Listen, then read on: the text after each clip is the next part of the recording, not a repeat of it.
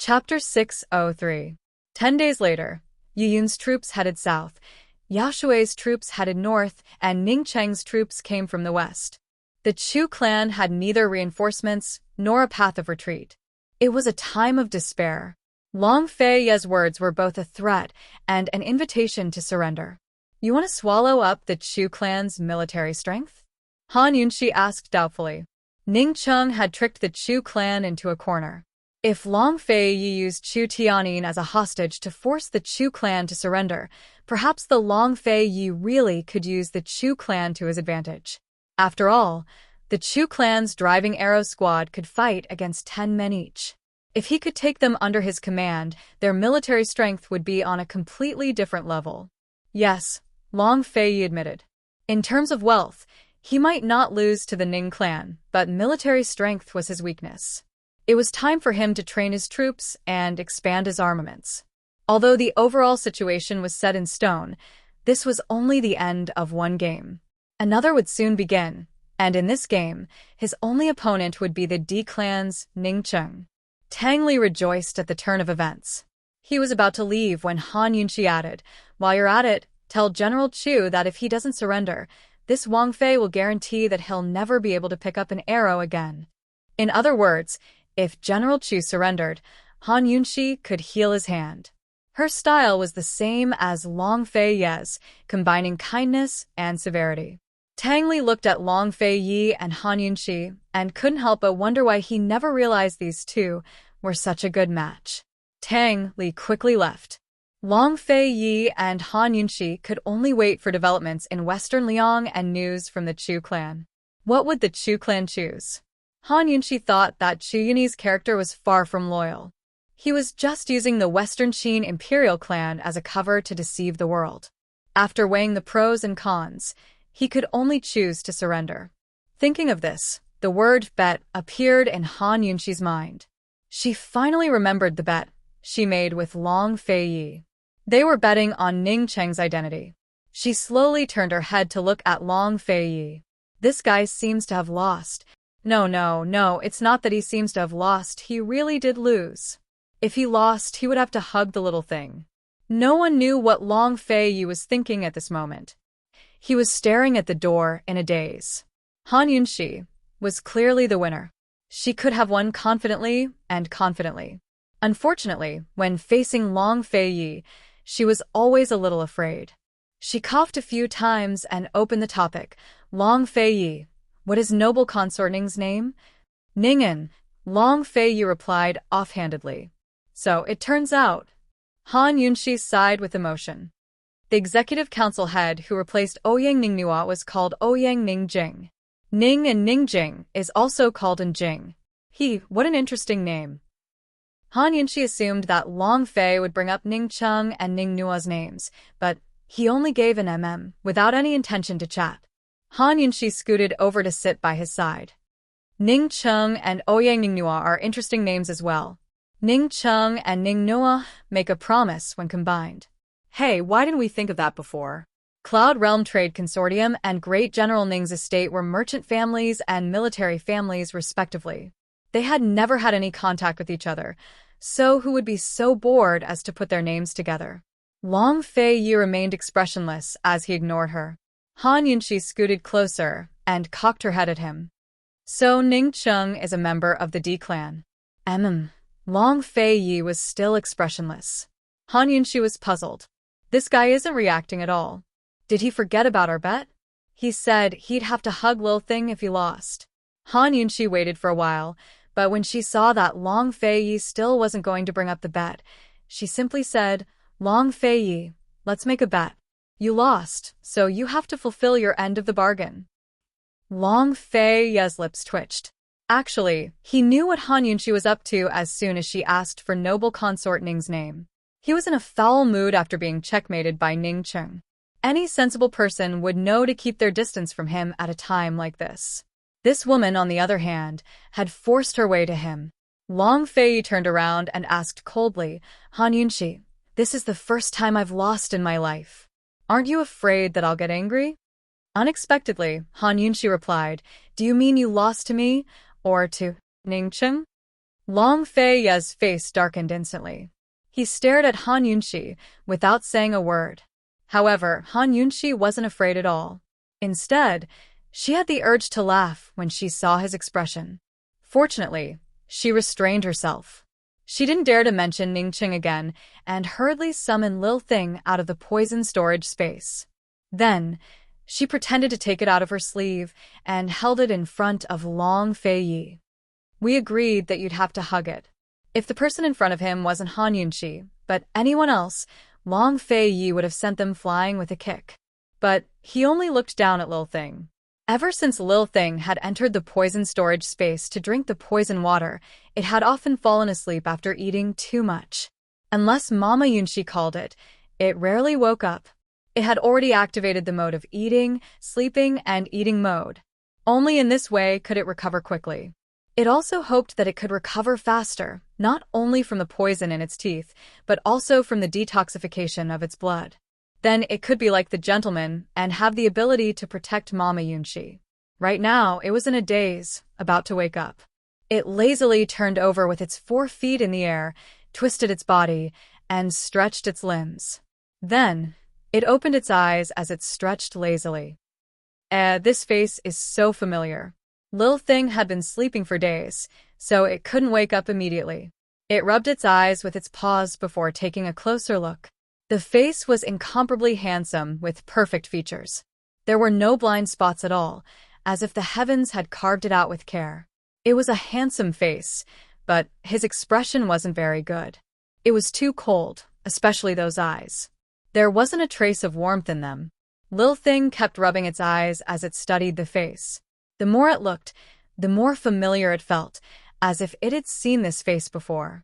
Suddenly, it stopped rubbing its paws and widened its eyes to take a closer look. His Highness, Duke of Qin. Cheap, Lil Thing had finally woken up. Or rather, its 7 souls and 6 spirits had all awakened. Its white fur stood on end like it was about to explode, each strand trembling. Oh, well, why is it like this? Lil Thing reflexively wanted to escape, but it was too late. Long Fei-ye's hands were much faster, and he'd already grabbed its tail. Long Fei-ye hated shrill cries like these. He grabbed Lil Thing by the tail and prepared to throw it out the door. Fortunately, Han Yunxi had the foresight to grab Lil Thing by the neck and ask Long Fei-ye, "What are you doing? Are you going back on your word?" Lil Thing didn't understand what Mama Yunxi was saying, much less the bet between her and Papa Long. What was Mama Yunxi doing? Papa Long had thrown it out so many times, but Mama Yunxi had never stopped him. Was she going to take him seriously this time? Lil Thing's heart began to pound wildly. Actually, it had no idea who would win between Mama Yunxi and Papa Long. Or rather, it had no idea whether Papa Long would yield to Mama Yunxi or not. No matter how they fought, Papa Long would definitely win.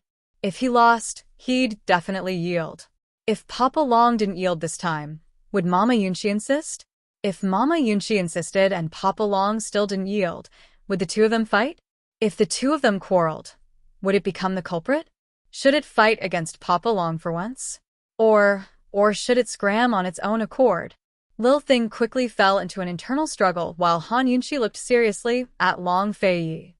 "You're not allowed to act shamelessly," Han Yunxi reminded him. Long Fei-yi fell silent for a long time before he pursed his lips. "I'll owe you." If it was any other request, he'd satisfy it no matter how difficult it was. But holding a mouse like this, he really was, "You can still owe me?" Han Yunxi arched a brow. I'll owe you." This was probably the first time in Long Fei-ye's life that he'd felt so awkward. He actually let go of Lil Thing. Han Yunxi had long been laughing in her heart. The fact that this guy let go and didn't throw Lil Thing out was already a good start. Actually, she wasn't planning on forcing him. Han Yunxi didn't force him. So Long Fei-yi sat on one side and emphasized, "I'll owe you." Han Yunxi held Lil Thing in her hands and stroked it like a hot water bottle to keep it warm. "All right, I'll always remember. You're not allowed to act shamelessly." Long Fei-yi couldn't drink the tea he'd just been drinking. He replied in a low voice, "Of course not. Of course not." He'd always kept his word when it came to her. He really hadn't broken his promise, but by the time he'd hugged Lil Thing was no longer Lil Thing. Nor was Han Yunxi the current Han Yunxi. Han Yunxi carried Lil Thing to sit by his side. Long Fei Yi glanced at Lil Thing, but didn't drag it away from Han Yunxi like before. It was as if he'd tacitly allowed Han Yunxi to hold Lil Thing. Since he'd already yielded, Han Yunxi knew when to stop forcing him. As for Lil Thing, it was curled up in Mama Yunxi's arms, full of doubts. Heavens, I've only slept for a few days, but Papa Long's doting on Mama Yunxi has already reached a heaven-defying level? They didn't even fight, but Mama Yunxi's one move made Papa Long keep it. She even tacitly allowed it to cling to her body? After all, this was something it had never dared to hope for or imagine. Could it be that I've missed something in the past few days? Could it be that something had happened between the two of them these past few days? Lil Thing carefully raised its head and stole a glance at Papa Long. Although Papa Long hadn't chased it away, his cold face was still hard to frighten. If it got too close to him, it'd get frostbitten. Lil Thing struggled out of Mama Yunxi's arms and slipped into her sleeve to hide. It sighed softly in its heart. No matter how it looked at it, the gentleman was still the most comfortable. I wonder where the gentleman is now. It's so cold. I miss his warm voice and warm smile. Gentleman, where are you? Lil Thing misses you. Chapter 604. Long Fei Yi and Han Yunxi were waiting for the Chu clan to make a decision. Meanwhile, Chu Yuni and General Chu had just received news from Western Liang that Chu Qingge had colluded with Ning Cheng and betrayed the Chu clan.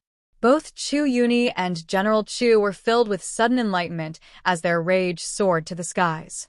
If Chu Qingge was in front of them right now, they wouldn't be able to vent their anger even if they killed her 100 times over. That wicked girl. She's ruined everything Tianyin worked so hard for. Ruined. Old man's going to kill her. He's going to kill her with his own hands. I never expected our nether clan's Chu clan to have such a traitor as well. Unforgivable. The two of them paced around the tent, unable to calm down for a long time.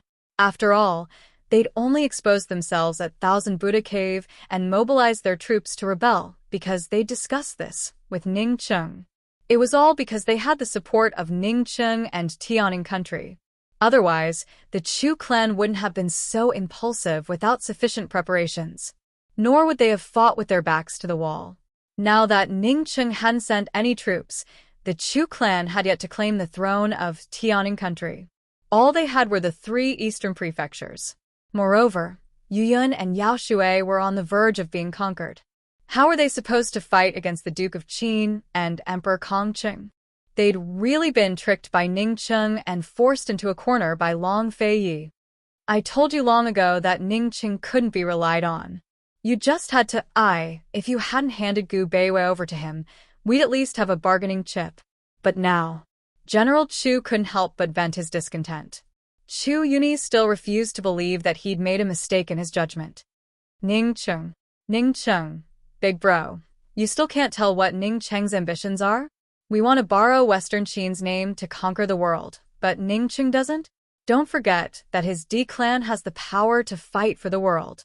His D-clan's wealth and military strength are enough to contend with any nation in Cloud Realm continent. All of our efforts in Tianning have gone to his aid. General Chu said angrily. Hearing this, Chu Yuni finally came to his senses. After all, the Chu clan's original plan was to use Tianning as a stronghold to develop their power while searching for the orphans of Western Qin's imperial clan and roping in other nobles. They didn't want to expose the fiend's secrets so soon. However, they were forced by Long Fei Yi to reveal their secrets. Since the outbreak of the war, the situation had long been out of their control, and all of their decisions had gone against their original intentions. Now that Chu Yuni had calmed down and thought back, he realized that ever since Long Fei Yi had left for Western Zhou, he'd been incited into making decisions on impulse.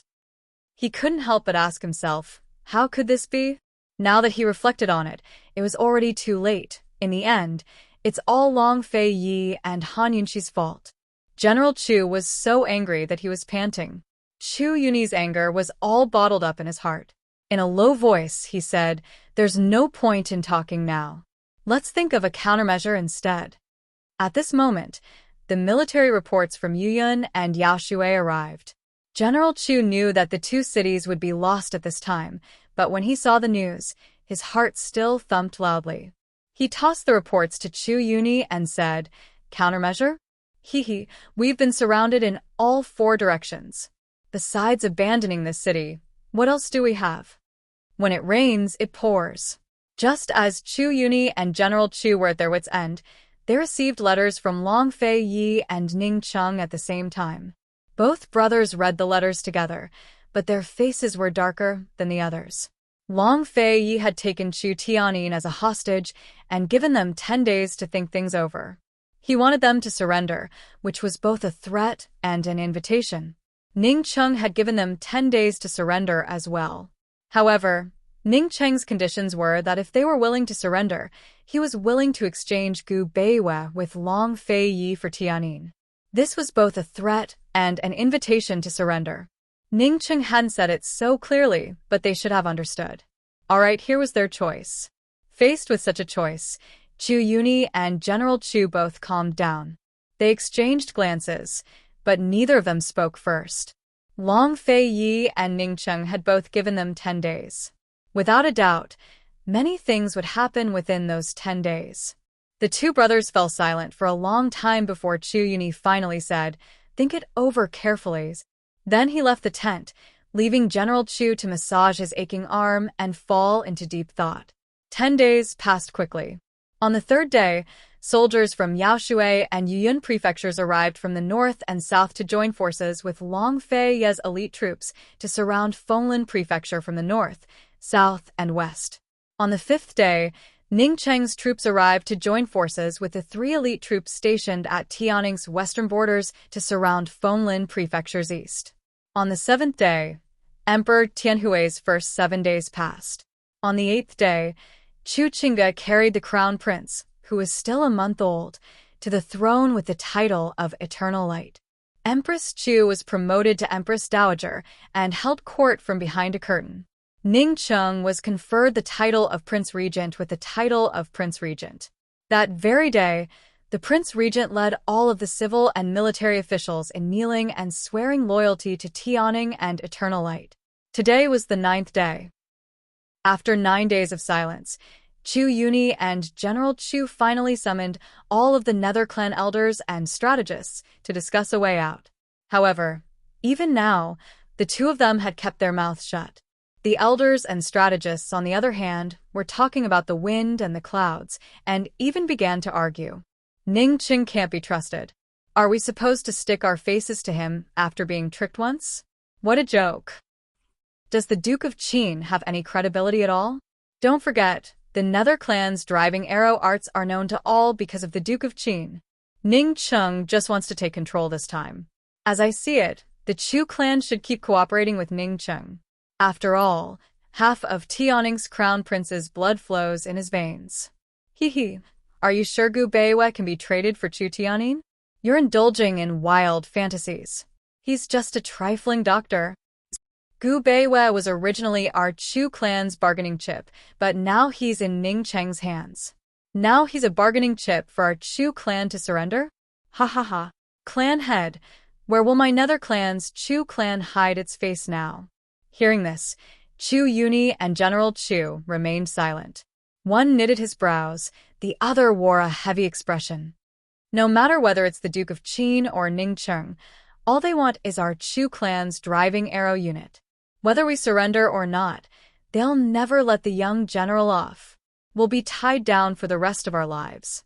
As I see it, we should just abandon this city. With the Chu clan's strength, escaping is as easy as turning over a hand. Hee. Are some people thinking of becoming deserters? That's inappropriate. If we offend 3 parties at once, it'll be hard for the Chu clan to gain a foothold in Cloud Realm continent.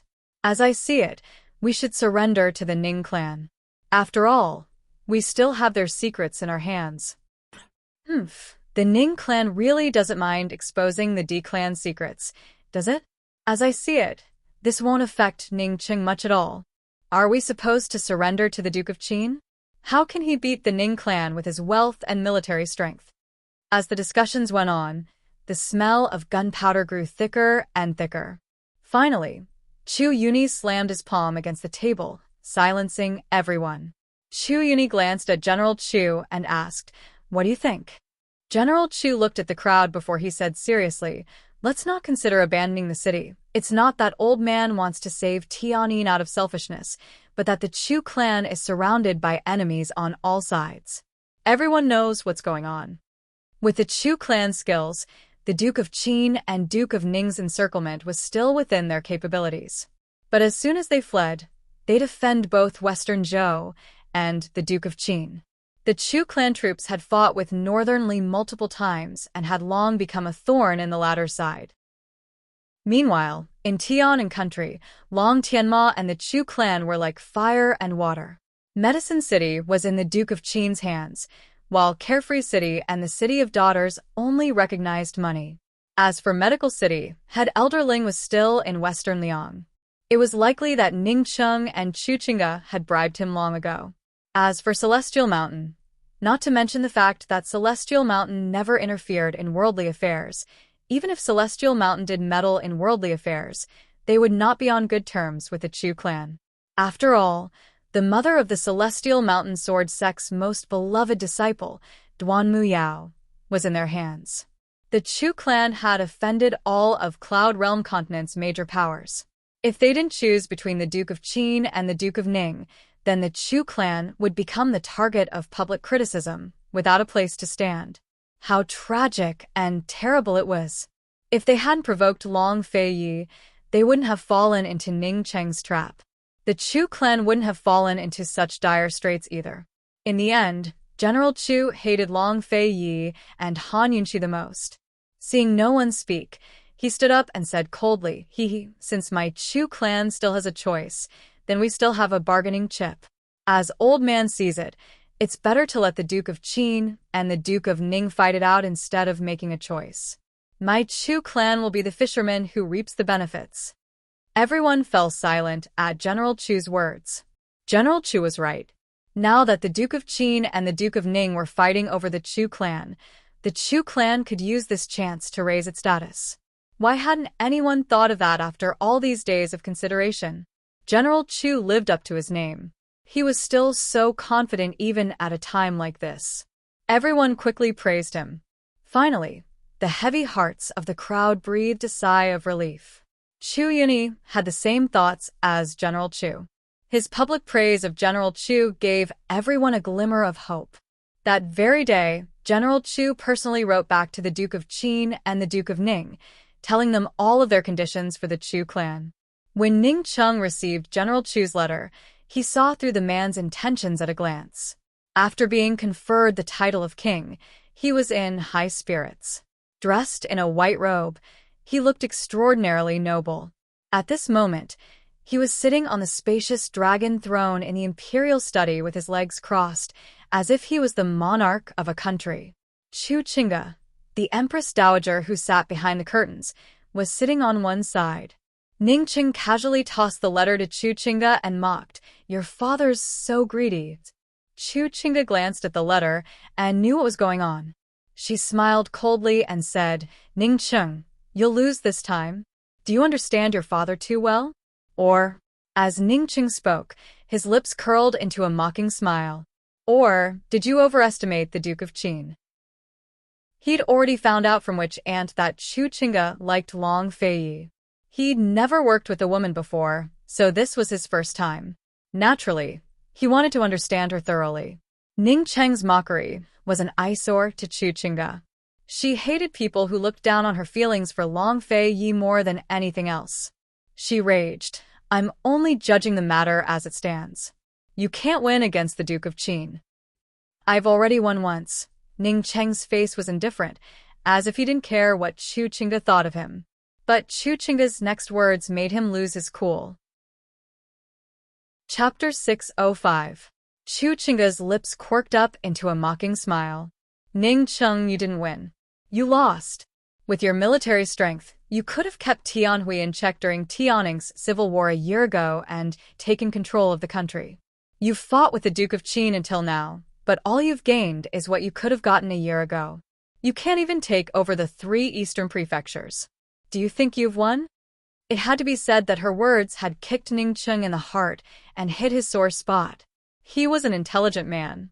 Even without Chu Qingge's reminder, he knew that Long Fei's first round didn't count as a true victory. At most, he'd messed up Long Fei's plans. Even now, he couldn't tell what Long Fei was planning.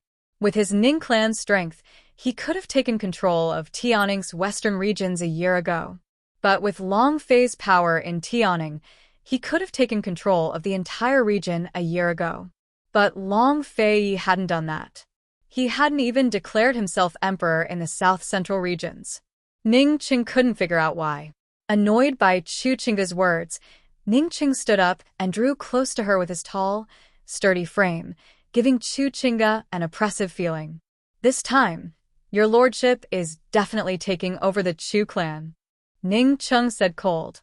I don't care if you win or lose. In any case, don't forget what you promised me. Chu Qingge reminded him. Rather than exchange Gu Beiwe for the Chu clan, you might as well exchange him for Han Yunxi. Ningcheng, if you want to beat Long Fei, you have to start with Han Yunxi. Otherwise, even if you have the Chu clan's troops, you won't be able to beat him. Boom. Ningcheng suddenly punched the table next to Chu Qingge. Don't be so absolute in front of your lordship. You won't be able to bear the consequences.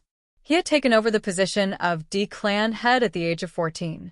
Since then, no one had dared to utter the word lose in front of him. Today, Chu Qingge had once again crossed his bottom line. If it wasn't for the fact that she was still useful to him, he would have sewn her mouth shut long ago. Frightened, Chu Qingge couldn't speak for a while. She watched as Ningcheng walked out the door before recovering her wits. The hatred in her heart gave her great courage. She chased after Ningcheng and stood in front of him. Ningcheng, you're a dignified man. Are you going to break your promise to a weak woman like me? You promised me that you would help me deal with Han Yunxi after this matter is settled. What's the hurry? It's not over yet. Your lordship won't give way to the Chu clan. Han Yunxi, your lordship will bring her to you as well. Ningcheng's face was cold. Now, get out of my way. Chu Qingge still wouldn't budge. Ningcheng's gaze turned cold as he raised a hand. He never touched women, so he didn't touch Chu Qingge this time either.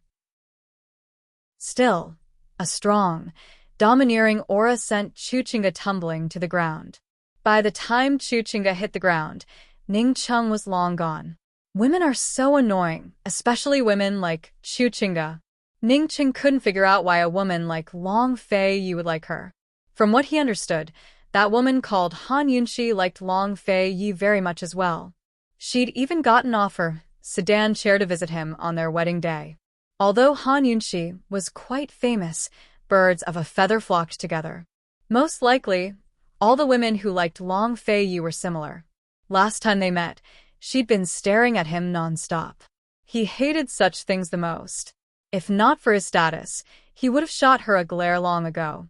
Ningcheng hesitated before ordering someone to send a letter back to the Chu clan. He didn't express any opinions on Long Fei's request for the Chu clan to surrender, but only warned Chu Yuni that if the Chu clan didn't surrender by tomorrow night, he'd send troops to destroy them. When Ningcheng received General Chu's letter, so did Long Fei. When Long Fei saw the words Gu Beiwe, he looked calm, but a complicated look flashed past his eyes. The fake Han Yunxi he'd met at Thousand Buddha Cave had told him that the Shadow Clan man had made a move there. Long Fei had no idea how or why the Shadow Clan fellow and Chu Yuni had started fighting at the Thousand Buddha Cave. He was only certain that the bearded man Chu Yuni had taken away was the Shadow Clan man. He'd always harbored suspicions about Gu Beiwe, but now Gu Beiwe had fallen into Ningcheng's hands.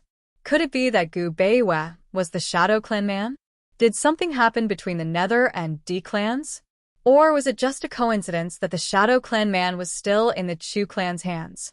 Only by rescuing Gu Beiwe would he know the answer to all these questions.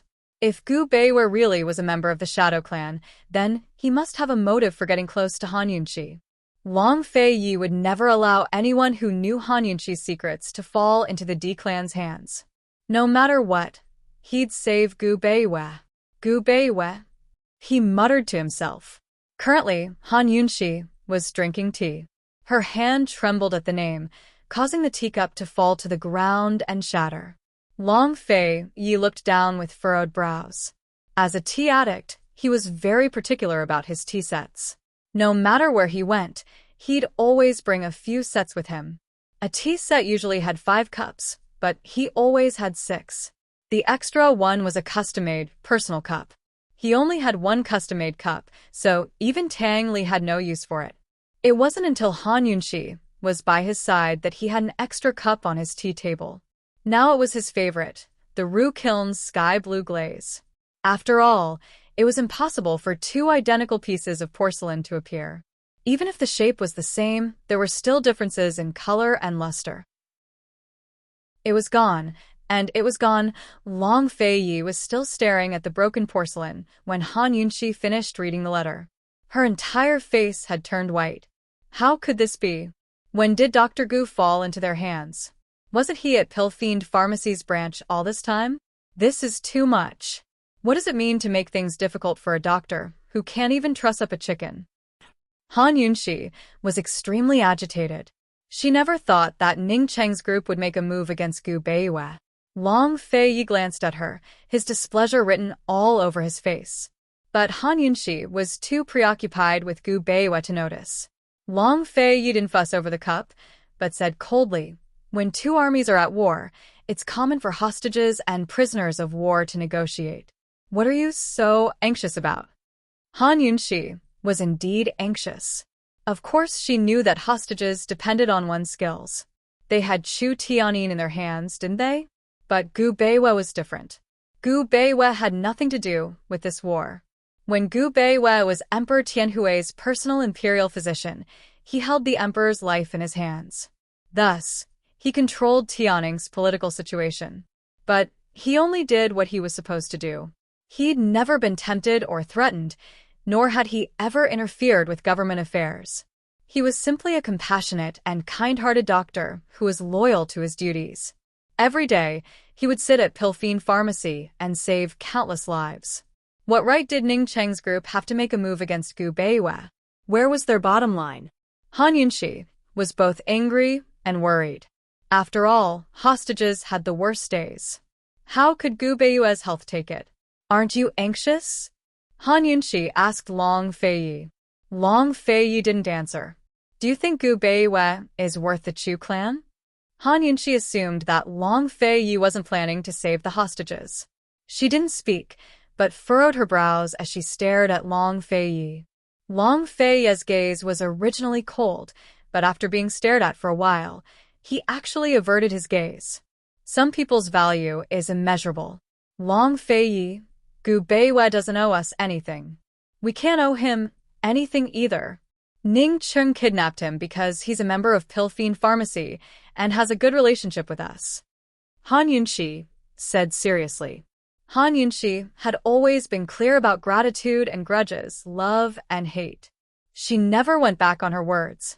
If she loved someone, she loved them. If she didn't love them, she didn't love them. If she hated them, she hated them. She never owed anyone anything. Mute Granny, whose condition was still unknown, was the first. She didn't want Gu Beiwei to become the second. "We don't owe him anything," Long Fei Yi muttered to himself. "We can't owe him anything," Han Yunxi said seriously. It wasn't that they didn't owe him anything, it was that they couldn't owe him anything. Long Fei Yi didn't know what he was thinking, but after a moment of silence, he generously agreed. "All right, we won't owe him anything. No one can touch a member of Pill Fiend Pharmacy. The Chu family wants to raise the price, right? I'll make sure the Chu family loses both their chickens and eggs. As for Ning Cheng, if he really thinks he's won, I don't mind teaching him what it means to have the last laugh." With Long Fei Yi's words, Han Yunxi finally felt relieved. Although Ning Cheng had gained the upper hand this time, this matter wasn't over yet. She was looking forward to the day when she and Ning Cheng would have a face-to-face confrontation. However, the most important thing right now was to deal with the Chu family. Long Feiyi didn't express any opinions on Ning Cheng's request for the Chu family to surrender, nor did he mention Gu Beiyue. He only instructed his attendants, send a letter to the Chu family. If this prince doesn't see the Chu family raise a white flag of surrender before nightfall, this prince will mobilize all 3 armies to exterminate the Chu family. Hearing this, Han Yunxi knew that Long Feiyi planned to bypass the Chu family and directly negotiate with Ning Cheng. That was the wisest choice. This way, whether it was them or Ning Cheng, they wouldn't be under the Chu family's control. Whether the Chu family surrendered or not, Gu Beiyue would be safe for the time being. With the boulder in her heart temporarily lifted, Han Yunxi finally had the mood to seriously ponder over General Chu's letter. The letter only mentioned that Gu Beiyue was in Ning Cheng's hands and that Ning Cheng planned to exchange Gu Beiyue for Chu Tianyin. Nothing else was mentioned. Han Yunxi didn't understand. How did Gu Beiyue end up in Ning Cheng's hands? There are so many people in Pilfine Pharmacy, so why did he choose Gu Beiyue? Han Yunxi asked seriously. Long Feiyi also wanted to know the truth. But before he figured out Gu Beiyue's intentions, he wouldn't tell Han Yunxi too much. Gu Beiyue must have run into Ning Cheng's men when he was running around. Tang Li, who'd been silent all this time, interrupted. Before, Chu Shifeng asked him about induced labor, but couldn't find him in all of Pilfiend Pharmacy's branches. It was only at the Benhai branch that we got news that Gu Beiyue took a leave of absence to search for medicine in Medicine City. Who knew something would happen? Tang Li wasn't lying, but he and Long Feiyi both saw Gu Beiyue's leave of absence as an excuse. Han Yunxi sighed softly and didn't say anything. Even if Gu Beiyue's safety was only temporary, soldiers were often cruel and ruthless. Ning Cheng looked scholarly and refined, but he wasn't a scholarly general like Mu Qinggu. She just wanted to deal with the Chu clan as soon as possible, so she could find a way to rescue Gu Beiyue. She didn't have a good impression of the Chu clan to begin with, but now she loathed them even more. Tomorrow was the last day of the 10-day deadline. She wanted to see what else the Chu clan could use to negotiate with Long Feiyi. Chapter 606.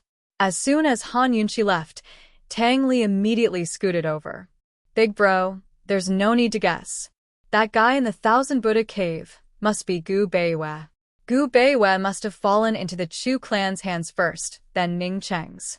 Once Ning Cheng got Gu Beiyue, he dug a hole for the Chu clan. That brat's too black-hearted. Long Feiyi didn't reply, so Tang Li continued, Big bro, what do you think happened in the Thousand Buddha cave?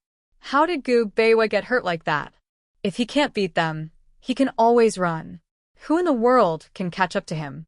He couldn't have hurt Chu Yunyi's blind eye, could he? Long Feiyi still didn't speak. The more Tang Li thought about it, the stranger he felt. Does Ning Cheng know about Gu Beiyue's identity? Could it be that Gu Beiyue and the Chu clan teamed up to trick both Ning Cheng and us? Or perhaps Gu Beiyue and Ning Cheng are in cahoots? Tang Li muttered a bunch of guesses to himself. By the end, he was in disarray. He suddenly felt that Han Yunxi was quite lucky. She knew less and had fewer worries. She didn't have so many things she couldn't figure out. Big bro, what are you thinking? Tell me in secret, Tang Li begged. Unfortunately, Long Feiyi still ignored him. Ever since he was young, Tang Li hated Long Feiyi ignoring him the most. He coughed lightly a few times and slowly picked up the broken pieces of porcelain on the ground. Big bro, you'll definitely save Gu Beiyue. You were making sister-in-law anxious on purpose, weren't you? Despite Tang Li's words, Long Feiyi was still expressionless. A crafty look flashed past Tang Li's eyes as he muttered to himself, Big bro, the smell of jealousy is so strong. Tang Li assumed that Long Feiyi's stoic face would show some emotion, but Long Feiyi was still expressionless. Still, he stood up and kicked Tang Li's chair to pieces. Before Tang Li could react, his butt hit the ground with a thump. He was 100% sure it was a flower. In any case, he'd been sleeping on his stomach all night. Chu Yunyi and General Chu were eagerly anticipating Long Feiyi and Ning Cheng's replies. They wanted to sit and watch the battle while Long Fei Yi and Ning Qing fought it out. But when they received Long Fei Yi and Ning Cheng's replies at the same time, both of them lost all hope. Long Fei Yi and Ning Cheng's replies were the same. They wouldn't give the Chu clan any chances. Either they surrendered, or they'd send out their troops and flatten Fonlin Prefecture. General Chu thought he was smart enough to beat around the bush. In the end, he still had to choose between Long Fei Yi and Ning Cheng. General Chu's arm was wrapped tightly in bandages. Anyone who didn't know better would think his arm was broken, but his arm was covered in medicine to stop the itching and pain. The amount of poison in his hand was increasing by the day.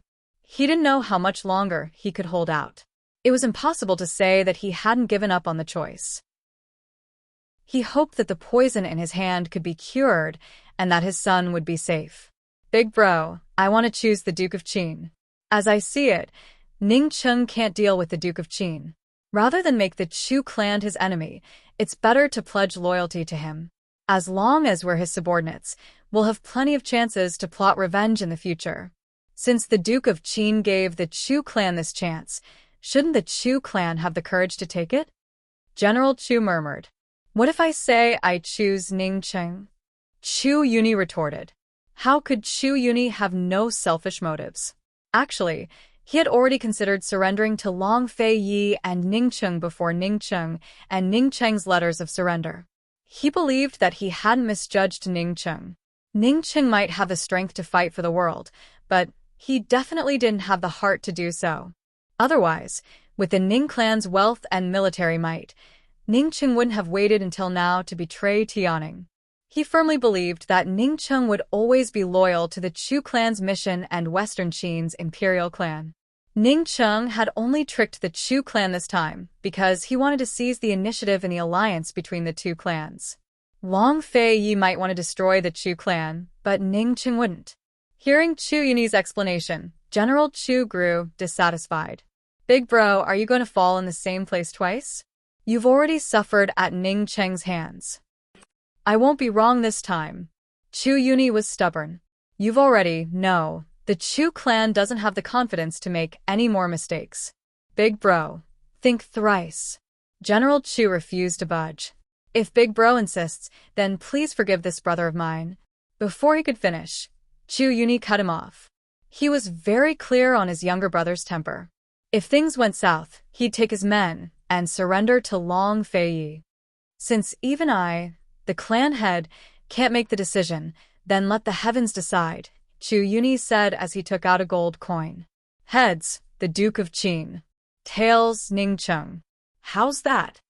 General Chu hesitated for a long time before nodding his head. In the end, he didn't want to fall out with Chu Yuni. Chu Yuni generously handed the coin to General Chu for him to toss. General Chu didn't decline, but tossed the coin high into the air before catching it in his palm and opening it in front of Chu Yuni's face. Both of them stared at the coin with different expressions on their faces. The coin was tails, which meant Chu Yuni had won. General Chu quickly flipped the coin over and saw that the other side was heads. There was nothing fishy about the coin at all. He'd lost. Such is the will of heaven, Chu Yuni said simply before taking the coin away. Actually, there was something fishy about the coin. No matter how you tossed it, tails would always be heads. Unfortunately, General Chu wouldn't toss it a second time. While General Chu was disappointed, Chu Yuni patted him on the shoulder. Trust me, Long Fei Yi and Han Yunxi will never give up on Gu Beiyue. Tianyin will come back. General Chu had no choice but to write a letter to Ning Cheng immediately. Chu Yuni wanted to take the risk, but he couldn't afford it. He had to have Ning Cheng meet with Long Fei Yi before nightfall tomorrow. Otherwise, if the Long Fei Yi didn't get a reply from the Chu clan, he'd kill Tianyin in a fit of rage. Then General Chu would have no hope left for the rest of his life. Once the letter was sent out, General Chu didn't sleep for an entire day and night. It wasn't until the sun was setting that he received a reply from Ning Cheng, saying that he'd already finished talking with Long Fei Yi. They'd meet at Fonlin Prefecture's famous octagonal pavilion tomorrow afternoon to exchange hostages. In other words, Long Fei Yi has agreed to the exchange. General Chu was overjoyed. Chu Yuni wasn't surprised. I told you not to worry long ago. Han Yunxi was Long Fei Ye's weakness, so Han Yunxi's weakness was Long Fei Ye's weakness as well. As long as Tianyin can come back, General Chu thought, I don't care if my arm is crippled. In the future, the Chu clan will rely on Tianyin. Since they'd chosen Ningcheng, the Chu clan had to protect Fenglin Prefecture as well. General Chu didn't sleep for the entire night, but set up an inescapable net to make all the necessary preparations. First, he was prepared to cooperate with Ningcheng's army. If the Long Fei Yi decided to attack the city after the exchange, they wouldn't be caught off guard. Second, he was prepared to deal with Long Fei Yi in case the Long Fei Yi played any tricks and refused to hand over Chu Tianyin.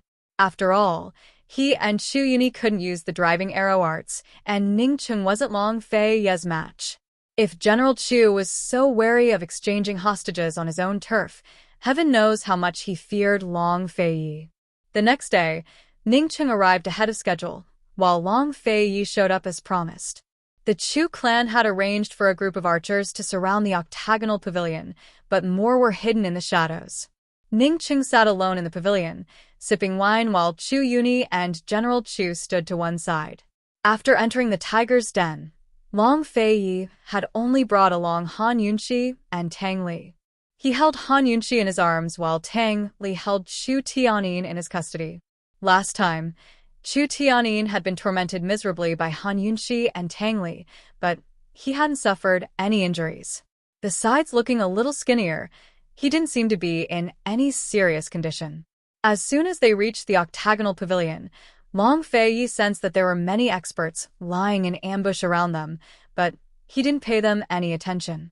From a distance, he could see Ningcheng sitting in the pavilion, but he didn't pay much attention to him either. Instead, he walked over expressionlessly. Han Yunxi, on the other hand, noticed Ningcheng.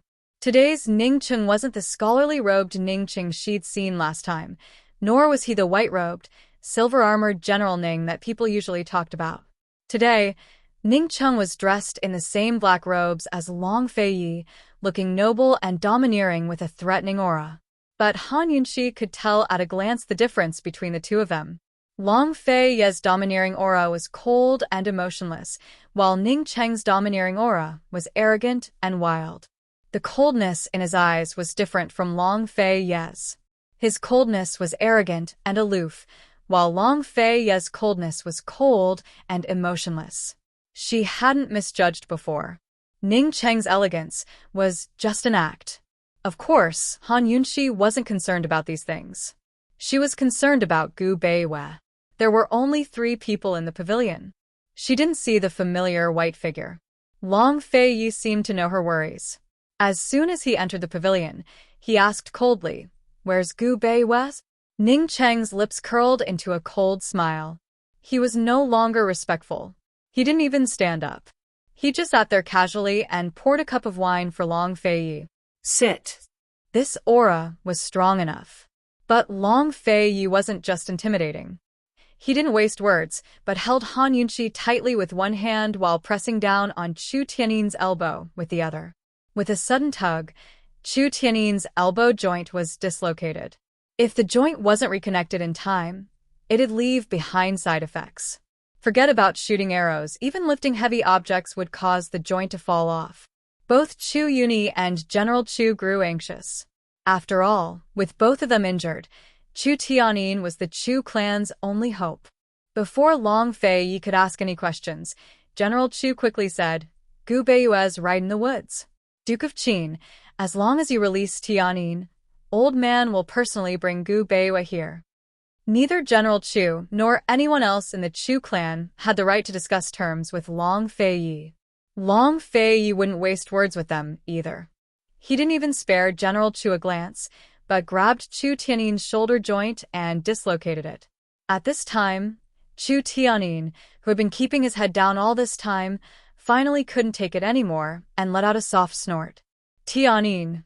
General Chu panicked, but Chu Tianyin only glanced at him without a word. Chu Tianyin had no idea what was going on. He had no idea why Gu Beiwei had fallen into Ningcheng's hands, or Ningcheng's true identity. He was far more cautious than his father and uncle. When he didn't know the situation, the best thing to do was to keep his mouth shut. With his elbow dislocated, Chu Tiannin's hand hung limply by his side like a puppet without strings. After all, Chu Tiannin's hand was the future of the Chu clan. Without a word, General Chu turned to head back into the woods to bring Gu Beiwei back. Would Ning Cheng stop him? Chapter 607. Of course Ning Cheng would stop him.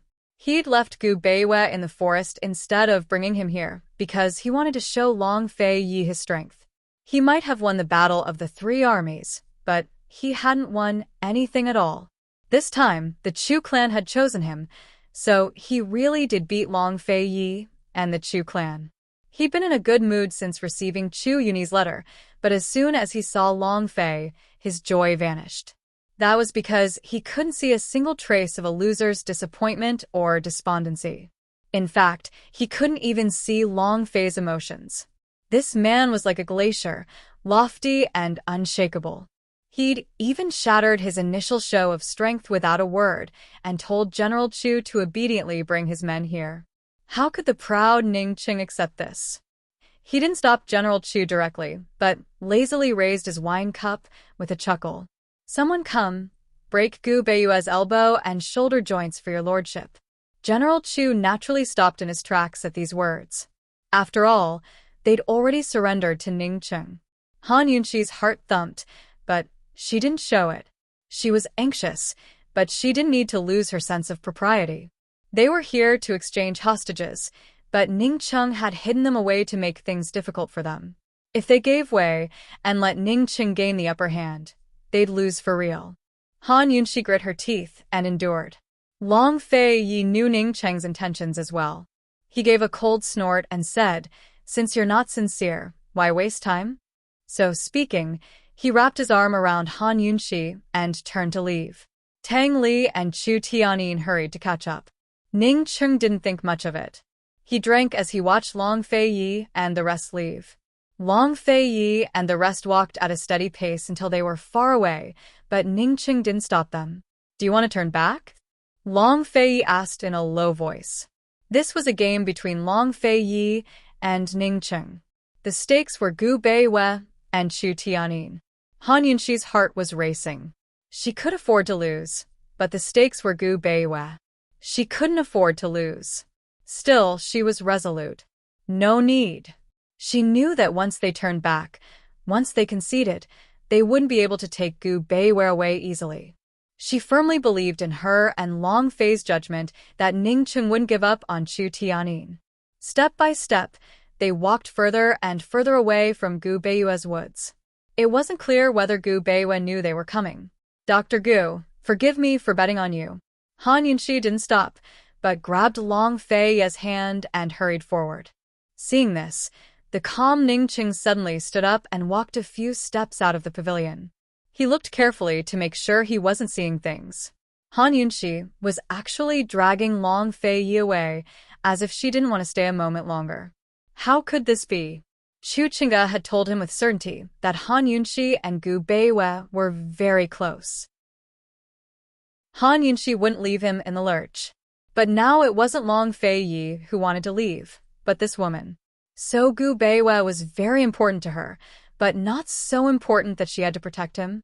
In Ning Cheng's eyes, Gu Beiwei was nothing more than a doctor. After taking Gu Beiwei away from Chu Yunyi's hands, he'd kept Gu Beiwei locked up in prison without a second glance. If Han Yunxi wanted to give up on Gu Beiwei, then Gu Beiwei would have no value at all. Han Yunxi was walking too fast. Even though Ning Cheng had chased after her for a few steps, he couldn't even see their figures anymore. What was the point of keeping a doctor? Only with Chu Tianyin could they control the Chu clan troops. Finally, Ning Cheng spoke up. "Chu Yunyi, what are you spacing out for? Go and call him back." General Chu walked faster than Chu Yunyi. He'd personally gone to the woods to bring Gu Beiwei back. Ning Cheng had used the word call, but Chu Yunyi was the one who coaxed him. Duke of Qin, esteemed Wang Fei, the Duke of Ning was only joking just then. "Please don't take offense. Gu Beiwei is already in the pavilion, so please come in." As the head of a clan, Chu Yunyi's prestige had been swept to the ground.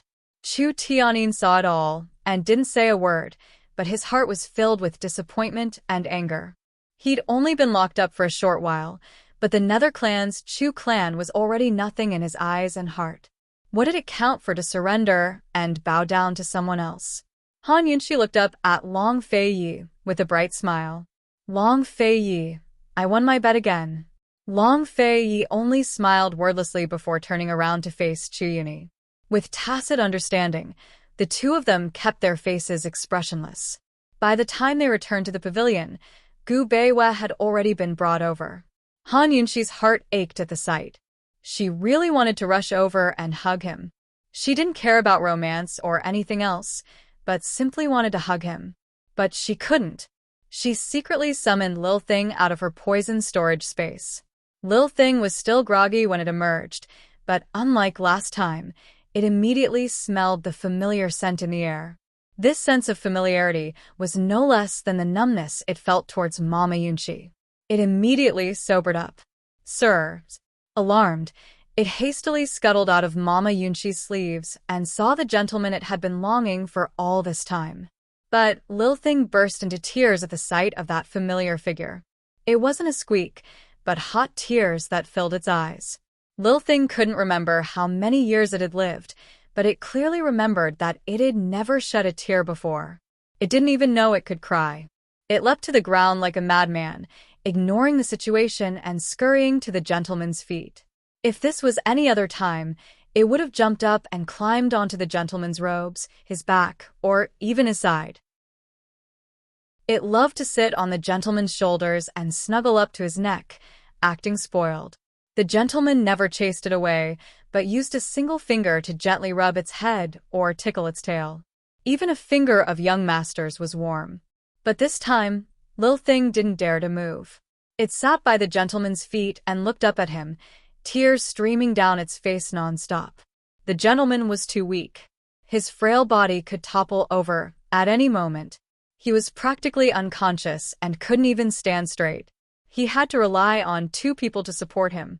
And this was only the surface. Lil Thing had already smelled the scent of blood and sensed something wrong with the gentleman's aura as soon as it drew near. It knew that the gentleman's legs and shoulders were heavily injured. His dantian was clotted with blood and his internal energy was completely gone. His internal injuries were severe. Just what had the gentleman experienced? Lil Thing stared blankly at him, its little paws wiping away its tears, but its vision was still blurry. How it wished that the gentleman would open his eyes and look at it. Gentleman, what's wrong? Ever since the Chu clan archers surrounded Han Yunxi and the rest in Tianning's capital city, Lil Thing had appeared to protect Gu Beiwei. The Chu clan had taken notice of its existence, including Ning Cheng. Ning Cheng was currently looking at Lil Thing with interest, as he smiled wickedly. Who raised this mouse? It's so unruly. Han Yunxi could still bear it before, but she couldn't stand seeing Gu Beiwei like this. They tortured Chu Tianyin to the point of unconsciousness and cured his poison before bringing him here. Just what had these people done to Gu Beiwei? She cast a cold glance at Ning Cheng and said calmly, "You don't even recognize a squirrel? It's fine if you're blind, but if you don't have common sense, hurry back and find your mother so she can teach you all over again." Ning Cheng's face turned black at her words. Han Yunxi's tone didn't carry any trace of sarcasm, as if she was simply stating facts. Ning Cheng felt even more humiliated. He wanted to retort, but had no words. On one side, Tang Li couldn't help but shoot a glance at Long Fei Yi. Fortunately, this older cousin of his who'd always treated Lil Thing as a mouse was still very calm right now. Ning Cheng finally had a second impression of Han Yunxi. This woman's mouth was much sharper than Chu Chinga's. She had sharp eyes and a sharp tongue. Unfortunately, he hated sharp-tongued women. "Someone come, chase that thing away," he ordered coldly. A few attendants immediately surrounded them. Lil Thing immediately sensed their hostility. It couldn't understand human speech, but it could tell that the gentleman had been kidnapped by these people. Mama Yunxi was holding Chu Tianyin in exchange for the hostage. These people were bad people.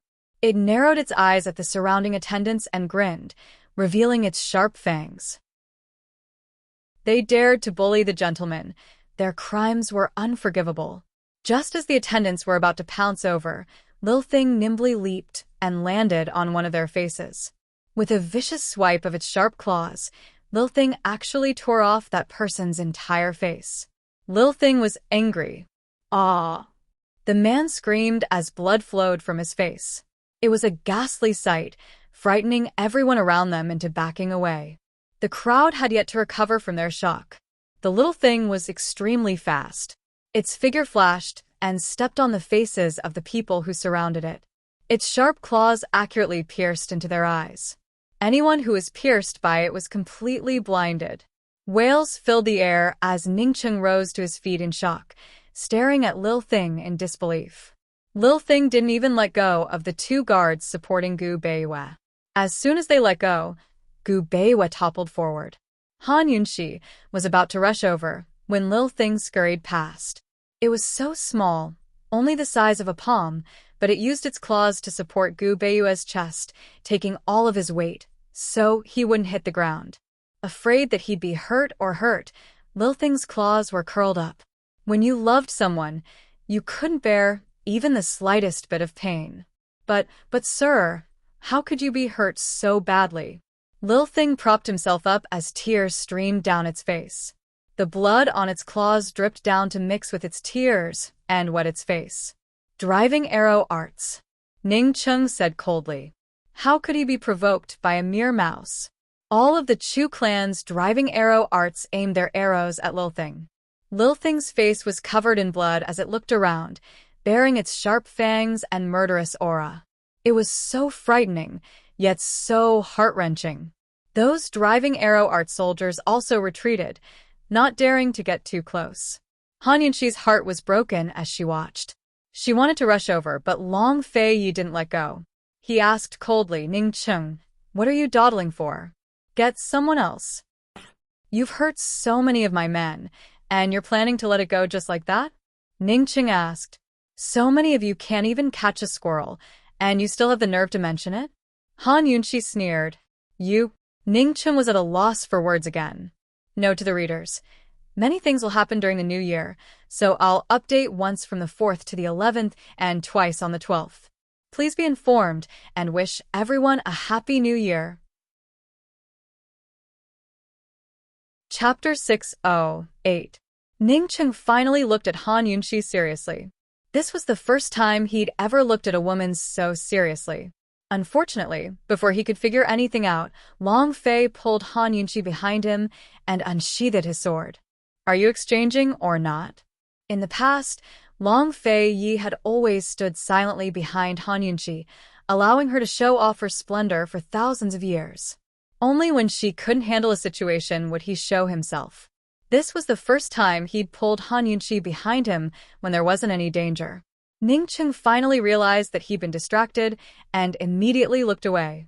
He didn't like this feeling of losing control, but he didn't have time to dwell on it. That was because Long Fei Yi had unsheathed his sword. Exchange. For better or worse, let my men bring Gu Beiwei over, Ningcheng said. Lil Thing, get out of the way. Han Yunxi waved her hand at Lil Thing. Lil Thing understood what she meant. Although it didn't want to, it still stepped aside for the sake of bringing the gentleman back sooner. It carefully let go of Gu Beiwei and let him lie flat on his back. It didn't go far, but watched from the sidelines. The men who'd come to detain the man were none other than Chu Yuni and General Chu. His heart ached at the sight of Gu Beiwei's broken arm and wished he could cut it off right in front of Han Yunxi. Unfortunately, Lil Thing was watching their every move from the sidelines. Lil Thing's eyes were sharp and cold, enough to make people overlook its figure and think of a wolf. In the end, Chu Yuni and General Chu couldn't do anything but bring Gu Beiwei to Ningcheng's side. At the same time, Tang Li brought Chu Tianyin to Long Fei Yi's side. Long Fei Yi had one hand behind his back, while the other rested on Gu Beiwei's shoulder. Ningcheng rose to his feet, one hand still holding a wine cup, while the other grabbed the back of Gu Beiwei's collar to keep him from toppling to the ground. The two men faced each other, only a step or two apart. Their figures were about the same, both tall and proud, refined and tough. Their eyes were as cold as water, reflecting each other's shadows. This was like a showdown between two kings on a narrow path where the victor was hard to predict. Everyone's attention was on the two men as they gasped in surprise and secretly compared them. These two men of about the same age were very, very similar, but they were still different. In terms of appearance, Ning Cheng had thick eyebrows and big eyes. His features were sharp and defined, and he had a heroic air about him. No one could pick out any flaws in him. Long Fei Ye's icy face was like a sculpture, with no blind spots at all. It was perfect, cold, and handsome. In terms of wealth, Ning Cheng controlled Cloud Realm Trade Consortium and controlled a third of Cloud Realm Continent's wealth. The white jade crystal ring on his thumb was 10 times more exquisite than the one worn by the Northern Dynasty's emperors. It was a symbol of his wealth. Long Fei Yi didn't pale in comparison.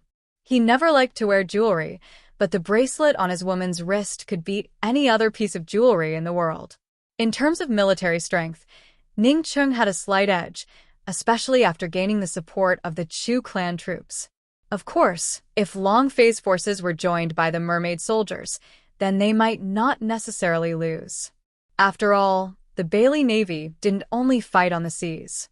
Cloud Realm Continent had a vast network of rivers and lakes. In terms of martial arts, Long Fei Yi had a slight edge. Tianshan Kenzo's swordsmanship and whip skills were not to be underestimated. In terms of aura, Long Fei Yi had the edge. Long Fei Ye's aura was inviolable since birth. It was the natural domineering air of a monarch and the undeniable blood of the East Qin imperial clan coursing through his veins. Even if Ning Cheng didn't know this, he couldn't ignore the fear in his heart as he faced Long Fei Yi. Han Yunxi watched as well, but didn't make any comparisons. She would never compare Long Fei Yi to any other man, because she didn't need to. This fellow had all sorts of good and bad points in her heart, but she recognized them all. Because she knew his faults, she still loved him. Did that count as true love? Or was there no hope for her? Suddenly, Ning Cheng set down his wine cup. By now, everyone had recovered their wits, because the hostages were about to be switched. Almost at the same time, Long Fei Yi placed his other hand on Gu Beiyue's shoulder, while Ning Cheng placed his other hand on Chu Tiannin's. Neither of them let go of their other hands, because they were still holding onto their own hostages. Although the two of them didn't seem to be moving, they had long begun competing. Han Yunxi couldn't tell, but she could guess. She picked up the restless little thing and gently soothed it as she waited. But Long Fei Yi didn't make them wait for long. Soon enough, the unconscious Gu Beiyue leaned towards Long Fei Yi, while Chu Tianyin remained in Long Fei Ye's hands, unable to move. Outsiders might not be able to tell, but Chu Yuni and General Chu were martial arts experts. Long Fei Yi and Ning Cheng were competing in internal energy. During the entire process, Gu Beiyue remained unconscious and didn't help Long Fei Yi at all. Chu Tianyin, on the other hand, had been cooperating with Ning Cheng the entire time. Unfortunately, in the end, neither Chu Tianyin nor Ning Cheng were a match for Long Fei Yi. Just how deep was this man's internal energy? It was enough to make one wonder if he'd already surpassed his master, the old man from Kenzo. Gu Beiyue was already leaning against Long Fei Ye's shoulder. Although Ning Cheng hadn't let go of him yet, the outcome was already decided, so it didn't matter much. Meanwhile, Long Fei Ye's hand was still firmly pressed against Chu Tiannin's shoulder as he fought against Ning Cheng. Ning Cheng released Gu Beiyue and shrugged his shoulders before backing away. Long Fei Ye's lips quirked up in disdain as he pushed Chu Tianyin out of the ring. Han Yunxi hurried forward to help Gu Beiyue, but Long Fei Yi tossed Gu Beiyue to Tang Li instead. The impatient Han Yunxi knew what was going on and didn't say a word. Lil Thing immediately jumped onto Tang Li's shoulder and stared at its gentleman while wiping away its tears. The blood on its claws stained its eyes, making for a comical and pitiful sight. Han Yunxi immediately took Gu Beiyue's pulse, only to discover that Gu Beiyue's pulse was very weak. It seemed like he'd been seriously ill and hadn't recovered yet. Just like the last time, it was impossible to tell the exact illness, only that his body was very weak. Han Yunxi wasn't sure if Gu Beiyue's pulse was strange, or if her medical skills were limited, and she couldn't pinpoint the crux of the problem. After Chu Tianyin was pushed away, Chu Yuni and General Chu immediately arranged for him to leave, so they could find a doctor to treat his hand. He glanced back at Ning Cheng as if wanting to say something, but in the end he said nothing and left first. Now that she'd gotten the man, it was time to leave. Han Yunxi hurried back to Medical City to write a letter to Third Elder Shin, telling him to hurry over and examine Gu Beiwei in detail so he could nurse his body back to health. Doctors didn't treat themselves, so Gu Beiwei's body was beyond her ability to treat. Long Fei Yi didn't want to linger either and turned to leave, but Ning Qing called him back. Duke of Qin, it's rare for us to meet. It won't be too late to drink a cup before you leave. Not interested, Long Fei Yi said. Could it be that you're afraid of getting drunk? Hee, I forgot that the Duke of Qin only drinks tea. Someone come, bring some tea, Ning Qing laughed. If Long Fei Yi still refused to drink after being provoked like this, those who didn't know better would think he was afraid. Ning Qing loved wine and had a bottomless capacity for it. Long Fei Yi knew this. He turned back and openly sat down across from Ning Qing. Before he could speak, Ning Qing was overjoyed and laughed. Someone come, bring out the dishes. Today, your lordship and the Duke of Qin won't leave until we're drunk. Soon enough, a group of servant girls brought in food and wine to fill the stone table. This was a premeditated hangmen banquet. Han Yunxi glanced at the wine on the table, her lips curling into a contemptuous smile. Since Long Fei Yi had sat down, she'd accompany him to the end. There was no point in her being anxious. Without Long Fei Yi's protection, it was impossible for her and Tang Li to take Gu Beiwei out of Fenlin Prefecture. She decisively let Tang Li help Gu Beiwei to sit under a tree.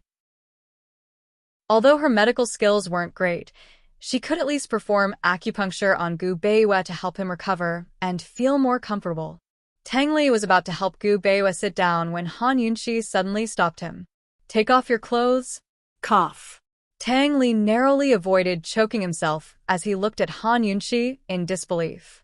Even the tips of his ears were burning. My brother, his brother, what are you stammering for? Take off your clothes and lay them on the ground for Dr. Gu to sit. He can't take it in such cold weather. Han Yunxi was very serious. Tang Li exhaled in relief and was about to roll his eyes when he saw Gu Beiyue's pale face. His heart softened, and he nimbly took off his fox fur robes and laid them on the ground. Lil Thing watched on anxiously from the side, wishing it could grow bigger so the gentleman could lie comfortably on its fur. As soon as Gu Beiwei sat down, Han Yunxi took out a life-saving pill and had him take it. Lil Thing wanted to tell Mama Yunxi that the gentleman's shoulder was injured, but it didn't dare to touch the wound. It didn't know how to tell her. After all, the gentleman was dressed in clean white robes and had no visible wounds. But its nose wouldn't make a mistake. It kept tugging at the hem of Mama Yunxi's robes anxiously. Han Yunxi was currently sitting behind Gu Beiwei as she carefully applied the needles. She noticed Lil Thing as well and assumed it was just worried about Gu Beiwei. While Han Yunxi was applying the needles, Long Fei Yi had already started drinking with Ning Cheng in the pavilion. The two of them were practically having a drinking contest as they gulped down a cup in quick succession. Han Yunxi only glanced in that direction, most of her attention still on Gu Beiwei's side. But after she finished applying all the needles, she carefully looked towards the pavilion and raised her hand silently. Others might not know what she wanted to do, but Tang Li could tell at a glance. This woman was going to use the pear blossom teardrop rain. After all, they couldn't use force unless absolutely necessary in this situation. If they could, His Highness Duke of Qin would have ended the fight long ago instead of wasting time with Ning Cheng. This woman wasn't an impulsive or hot-headed person, so what was she planning to do?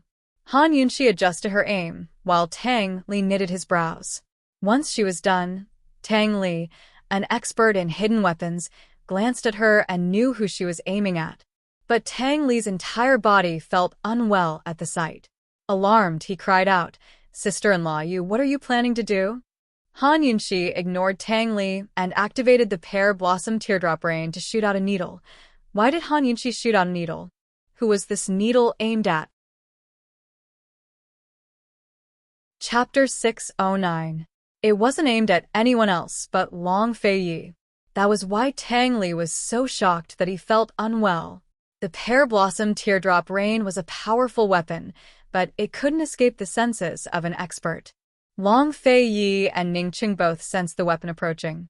Because the weapon had come from Han Yunxi and Tang Li, Ningqing was certain that it was aimed at him. Although he didn't move, his eyes flashed with disdain and loathing. He almost thought that Han Yunxi was different from Chu Qingge, but now it seemed that they were just SOSO. What a fool. No, Han Yunxi was even stupider than Chu Qingge. She'd actually used force to stir up trouble in a place like this. And she'd even used a hidden weapon for a sneak attack. If she used it, then so be it. She'd even been discovered as soon as she drew her needle. She's simply a joke. As the needle drew closer, the scorn in Ning Cheng's eyes grew more and more intense. She wanted to hurt me with a mere needle? He held his wine cup in one hand as he continued his drinking contest with Long Feiyi. His other hand rested on the table, preparing to catch the needle and thoroughly humiliate Long Feiyi. Of all the women he could find, he just had to keep an idiot like her by his side. Ning Cheng waited, but as the needle drew closer, he suddenly realized that something was wrong. Judging from the strength and direction of the needle, it wasn't aimed at him, but Long Fei. Had Han Yunxi gone mad? She wanted to sneak attack Long Feiyi? In a flash, Ning Cheng completely changed his view of Han Yunxi. Was Han Yunxi even stupider than he thought? Had she missed? Or was she more treacherous than he thought? Was she planning to betray Long Feiyi? Besides that, Ning Cheng couldn't think of any other reason. He couldn't figure out this woman. When it came to assassination weapons, especially those from the Tang clan, Long Fei was far more familiar with them than Ning Cheng. As soon as he sensed the needles flying at him from behind, he knew they were aimed at him. Moreover, judging by the strength and speed of the needles, he was certain that they'd come from the pear blossom teardrop rain hidden in Han Yunxi's sleeve. What was this woman trying to do? To be honest, Long Feiyi couldn't figure it out. But he didn't hesitate for even a second. He sat there unmoving. The needle drew closer and sank into Long Feiyi's back. It wasn't deep, but it didn't fall out of Long Feiyi's back. Long Fei only needed to circulate his internal energy to force it out, but he didn't. The position of the needle wasn't fatal, but only Han Yunxi knew what kind of poison was on the needle. Long Feiyi acted as if nothing had happened and continued to drink with Ning Cheng. He rarely drank, but it didn't mean that he didn't know how to drink. The wine cup didn't touch his lips. Every time he raised his cup, he poured the entire cup of wine into his mouth and finished it in one gulp. It was undeniable that this man was so handsome even when he drank. He didn't care about the needle on his back. On the contrary, Ning Cheng's mind was on his back. Long Feiyi coldly narrowed his eyes and placed a row of wine cups on the table. He slowly poured the wine until it was full. Only then did he look at Ning Cheng. 10 cups, how about it? These two men had no rules when it came to drinking. They were competing to see how much they could drink. Although Ning Cheng was full of doubts, he still agreed. He wouldn't get drunk even if they drank 100 cups, let alone 10. However, Long Feiyi would definitely get drunk. No matter how good Long Feiyi's alcohol tolerance was, even if it was better than his, he would still get drunk. This was because all the wine here had a drug added to it called Distillers' Grains No. 7. As long as a single drop was added into a large jar of wine, the alcohol content of the entire jar would be doubled. It had to be known that this wine was strong. An average drinker would get drunk after 1 cup. Even the best drinker wouldn't be able to last more than 10 cups. And now, he and Long Feiyi had each drunk 15 cups. He had taken the antidote beforehand and was waiting for Long Fei's alcohol to kick in and turn him into a drunken mess. 10 cups. Ning Cheng was a bit incredulous. It seems that your Highness Duke of Qin has a good tolerance. Long Feiyi was very straightforward. He didn't wait for Ning Cheng to reply, but poured cup after cup into his mouth. If Ning Cheng didn't follow, he'd lose. If Ning Cheng followed, The first one to get drunk would be the loser. Naturally, Ning Cheng wanted to follow, so he didn't waste words and pour himself 10 full cups. Just like Long Fei Yi, he downed cup after cup in one gulp. Their drinking style left Chu Yuni and General Chu speechless. Meanwhile, behind Long Fei Yi, Tang Li was still stroking his chin, trying to figure out what that needle on Long Fei Yi's back was all about. He wasn't worried about Long Fei Yi's tolerance at all. With Long Fei Yi's normal tolerance, even 10 jugs of such strong alcohol wouldn't be a problem, much less a trifling 20 cups. As for Han Yunxi, she'd never seen Long Fei Yi drink before, so she wasn't sure how much he could drink. Still, she wasn't worried about Long Fei Yi. She was carefully changing the needles on Gu Beiyue's back, her eyes hooded and serious. No one dared to disturb her. Very soon, Long Fei Yi and Ning Cheng had both downed their 10 cups of wine. Long Fei Yi sat upright with an unchanging expression, cold and noble. He didn't look like someone who'd drunk at all. Ning Cheng looked the same as usual, but the victor was still undecided. Still, Ning Cheng couldn't understand. Why wasn't Long Fei Yi drunk yet? No matter who drank strong alcohol with distiller's grain number 7, they'd be dead drunk within 20 cups. Long Fei Yi had already downed 25 cups, so why wasn't he affected at all? Why? While Ning Cheng was still trying to figure it out, Long Fei poured another round of wine into the cups in front of him. Again, there were 10 cups. A complicated look flitted past Ning Cheng's eyes. He didn't follow immediately, but the retainer by his side couldn't help but cough lightly. He was reminding Ning Cheng that the antidote he'd taken could only block off 25 cups of wine at most. If he drank any more, he'd run out of antidote for distiller's grain number 7. Based on the doubled alcohol content, he could drink 5 more cups at most. Anything more than that, and he'd be dead drunk. You're not following? Long Fei Yi raised his eyebrows and asked. Ning Cheng's face was cold, and he didn't say anything, but he still began to pour wine. After the cups were full, the two of them began to drink one cup after another. However, Ning Cheng suspected the hidden needle on Long Fei Yi's back. At this time, Han Yunxi had already finished a course of acupuncture for Gu Beiyue. She took back all the gold needles and was about to get up. Who knew that Lil Thing would suddenly jump onto Gu Beiyue's leg and tear off a piece of cloth, revealing Gu Beiyue's injured knee. Seeing this, Han Yunxi was shocked. She hurriedly squatted down to examine it. She carefully tore the cloth, and when she saw the wound, she sucked in a breath of cold air. This wound was caused by the Chu clan's arrow. It injured the tendon, which was also commonly known as the tendon. Han Yunxi hurriedly examined the wound in detail. She found that the wound had been there for a long time, and the recovery wasn't optimistic. Firstly, it was because the wound was caused by the Chu clan's arrow, and it wasn't treated in time. Secondly, it was because the wound hadn't healed before it stopped using medicine. Thirdly, it was related to Gu Beiyue's physical condition. His body's foundation wasn't good, and he couldn't withstand such a serious injury. The more Han Yunxi looked, the angrier and more anxious she became. Gu Beiyue's injury couldn't be delayed. Even if the tendon wasn't injured, it couldn't be delayed, let alone now that it was accompanied by a torn tendon. If it was caused by the arrow, it wouldn't cause a tear. She was afraid that the arrow was shot at a tricky angle and hit the tendon. Later, when the sword was pulled out, it inevitably caused a tear. If it wasn't for someone supporting him, Gu Beiyue probably wouldn't be able to stand or walk. In a sense, Gu Beiyue's leg was now crippled. She wasn't sure if it could be cured, but no matter what, she had to fight for time. The sooner the treatment was treated, the more hope there would be and the fewer side effects there would be. At this time, Lil Thing supported Gu Beiyue's right shoulder and squeaked. Han Yunxi's heart unconsciously thumped. She knew that Lil Thing had found the wound again. She didn't care about the propriety between men and women. She hurriedly took out a small pair of scissors and cut off the cloth on Gu Beiyue's shoulder. Who knew that this wound was even more serious than the one on his calf?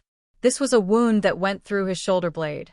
There were wounds on both the front and back of Gu Beiyue's shoulder. Similar to the wound on his calf, the recovery of Gu Beiyue's shoulder blade wasn't very optimistic. With such a penetrating wound, who knew how much blood had been lost? Now that the bleeding had stopped and the wound was showing signs of healing, the scar on the bone was permanent and couldn't be healed. Even if Gu Beiyue's wound healed, it would still hurt from time to time for a long time to come. A wound to the bone would never heal. Besides the Tang clan's assassination weapons, only the driving arrow arts of the Chu clan had such power.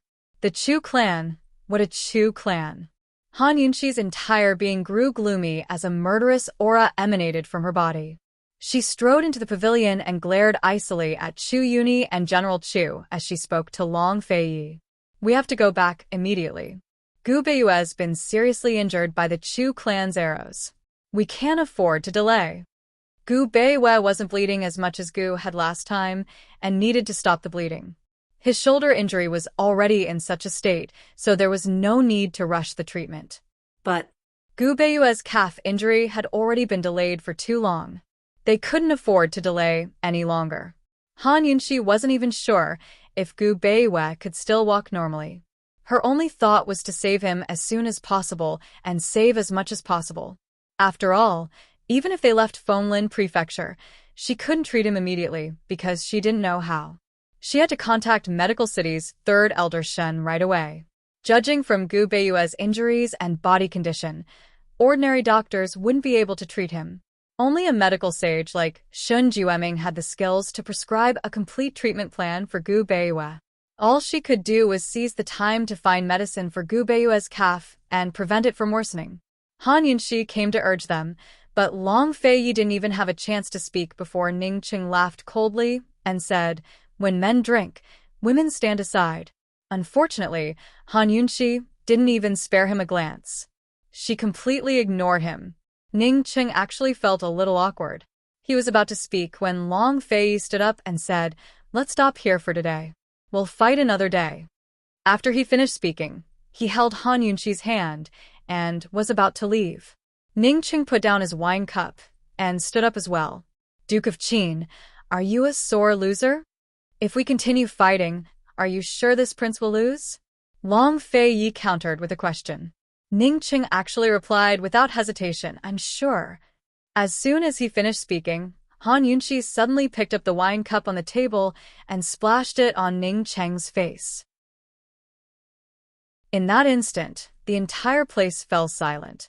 Everything was still, as if time had stopped. Only the wine on Ning Cheng's face dripped down along his well-defined features. Chapter 610. Inside and outside the pavilion, everyone's attention was focused on the two of them. Silence reigned. Ning Cheng's face and hair were covered in wine, his expression as splendid as one could imagine. Still, not everyone was looking at him, because many of them were staring at Han Yunxi in disbelief. For example, Chu Yuni and General Chu. Long Feiyi, on the other hand, was looking at Ning Qing with a mocking smile. Han Yunxi wasn't very tall, so she looked even more petite next to the two men who were around 1.9 meters tall. Still, her aura didn't lose out to any of the men's. At this moment, her icy eyes were filled with anger and disdain. In any case, she was angry. She was already anxious to leave because of Gu Beiyue's injuries, but Ning Cheng's words had clearly angered her. At this moment, the stunned Ning Cheng moved. He slowly wiped the wine from his face as he narrowed his eyes at Han Yunxi. He didn't say anything, but all the guards in the surroundings, whether out in the open or in the dark, came forward and surrounded the pavilion tightly. There were a total of 3 circles. 1 circle of archers, 1 circle of soldiers, and 1 circle of black-clothed experts. "Han Yunxi, you dare!" Ning Cheng's icy voice was filled with towering rage. His knuckles cracked as he clenched them so tightly that they seemed ready to strike at any moment. But Han Yunxi wasn't afraid at all. In fact, she was even angrier than him. "Ning Cheng, this cup of wine is for you to wash your face. It's to remind you not to be so shameless. Don't think no one can tell just because you used distiller's grain number 7 to cheat." Ning Cheng's anger abetted at her words. This woman actually saw through it? Distiller's grain number 7 wasn't poison or medicine, but a rare auxiliary ingredient for wine. Very few people in the world knew about it, so how could a woman like Han Yunqi know? Moreover, she didn't drink the wine, so how could she tell? While Ningchen was puzzled, Han Yunqi added, "Also, don't think that no one knows that you took the antidote in advance. Do you even know how to write the words obscene and shameless?" "You!" Ningchen fumed. His handsome face couldn't get any darker. "What about me? Am I wrong?" Han Yunqi raised her eyebrows and asked. Ningchen wanted to answer, but he couldn't. There was indeed Distiller's grain number 7 in the wine. Han Yunqi was right. He looked at Han Yunqi, his fists clenched tighter and tighter, but he had nothing to say. He had never been humiliated like this in his entire life, not to mention being scolded and condemned by a woman to his face. Although his expression was cold, his heart was filled with helplessness. Ever since he'd taken control of Cloud Realm Trade Consortium and the D clan, he'd faced all sorts of situations, but never had he been so helpless before. Han Yunqi didn't want to waste words with a man like him, much less waste her time. Without another word, she turned to leave. At this moment, Chu Yuni spoke up. "Han Yunqi, you're a shameless woman. You say the Duke of Ning cheated, but what about you? Do you think we didn't see that needle of yours just then?" Han Yunqi snorted with laughter. She pulled out the needle from Long Fei's back and tossed it on the table. "I was just helping the Duke of Qin cure his drunkenness. If Ning Cheng hadn't cheated first, why would I need to cure my drunkenness? Also, it's fine if Ning Cheng cheated. Such little tricks are nothing to me, or the Duke of Qin." But he had the audacity to say the Duke of Qin was afraid of losing, and he was so sure he'd win? Han Yunqi paused to look at Ning Cheng again, her lips curling into a sneer that was enough to disdain anyone. Does he still have any face left? Ning Cheng wasn't planning to refute Han Yunqi in the first place, but Chu Yuni's words had earned him another round of scolding. His expression was as foul as it could get. Meanwhile, Chu Yuni realized that he'd done more harm than good. Resentful, he didn't dare to speak again. Birds of a feather flock together.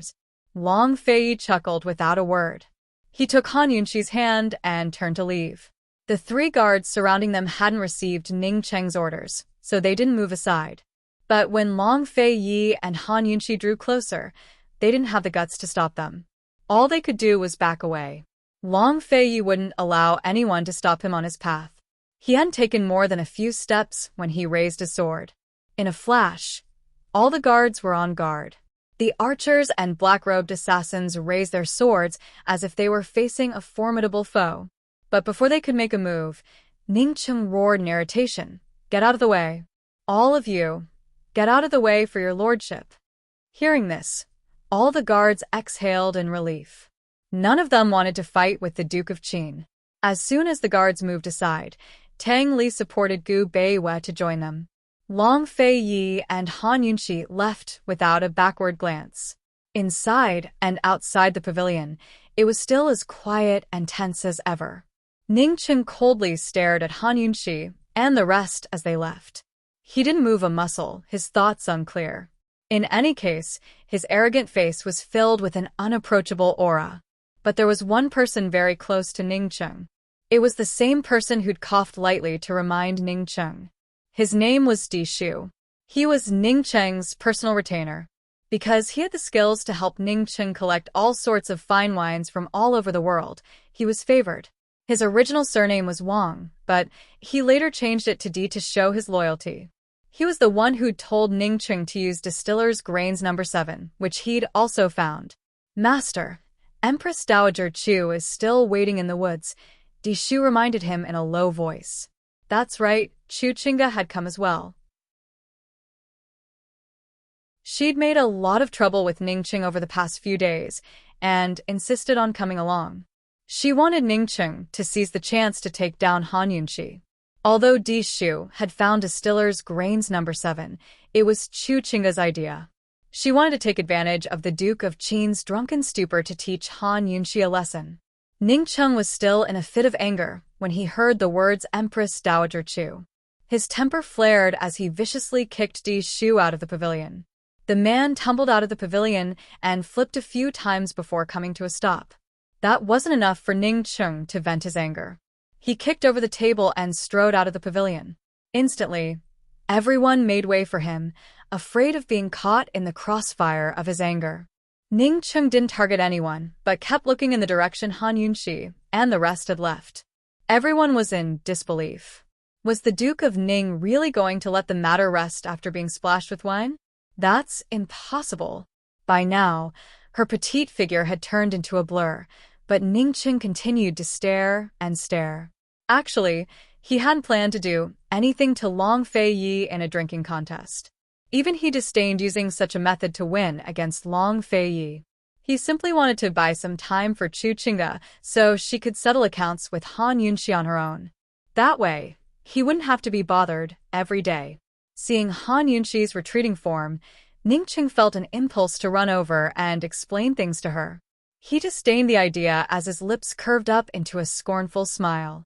He wiped his face again and licked the wine off his fingers. After a while, he muttered to himself, "Long Fei Yi, hee. You have good eyes. Just wait, your lordship will have a real drinking contest with you one day." Soon enough, Chu Qingge emerged from the woods after receiving the news. She had endured for so long to see Long Fei Yi, all for the sake of Ning Cheng's good news. Who knew that Ning Cheng would let Han Yunxi and Long Fei Yi go so easily? Chu Qingge's angry voice reached his ears before she even arrived. "Ning Cheng, what's the meaning of this? Was your promise to me just a bunch of nonsense?" Ning Cheng withdrew his gaze and resumed his usual arrogance. He ignored Chu Qingge and looked coldly at Chu Yuni and General Chu. "Someone come, take these two to the three-way prison. Without your lordship's orders, no one is allowed to visit them." Ning Cheng, what's the meaning of this? Chu Yuni and General Chu were both alarmed, especially Chu Yuni. They'd already surrendered, so what else did Ning Cheng want?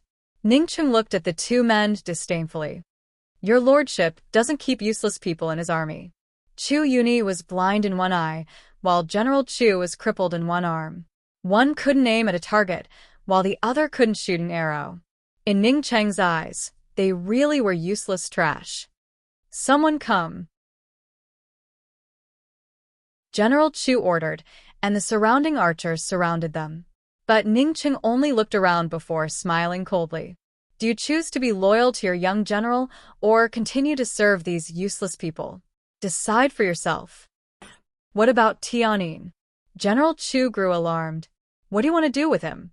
Naturally, Ning Cheng wanted to use Chu Yuni and General Chu to keep Chu Tianyin in check. Otherwise, with Chu Tianyin's temper, he'd never listen to his orders. How could the Chu clan troops and archers follow his orders? Hearing Ning Cheng's words, the archers all withdrew. They were smart people and knew that their young general was their only hope. Once the archers were gone, two black-robed experts took Chu Yuni and General Chu into custody. "Qingge, where's your big brother?"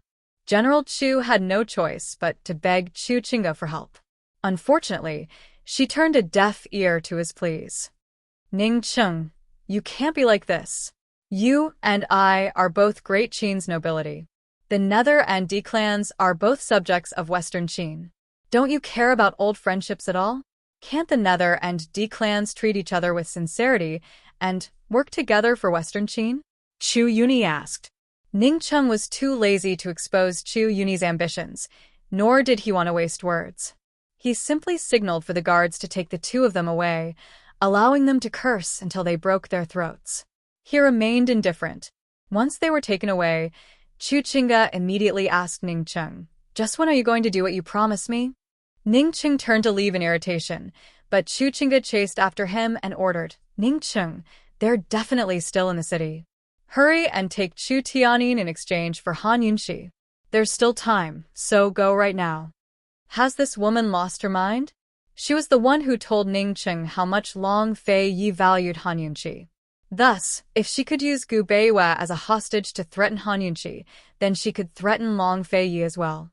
Now she wanted him to take Chu Tianyin in exchange for Han Yunxi? How could Long Fei Yi agree to that? Ningcheng suddenly realized that he'd been blind in the past to lump Han Yunxi in the same category as this crazy woman. If Han Yunxi knew, would she splash him with wine again?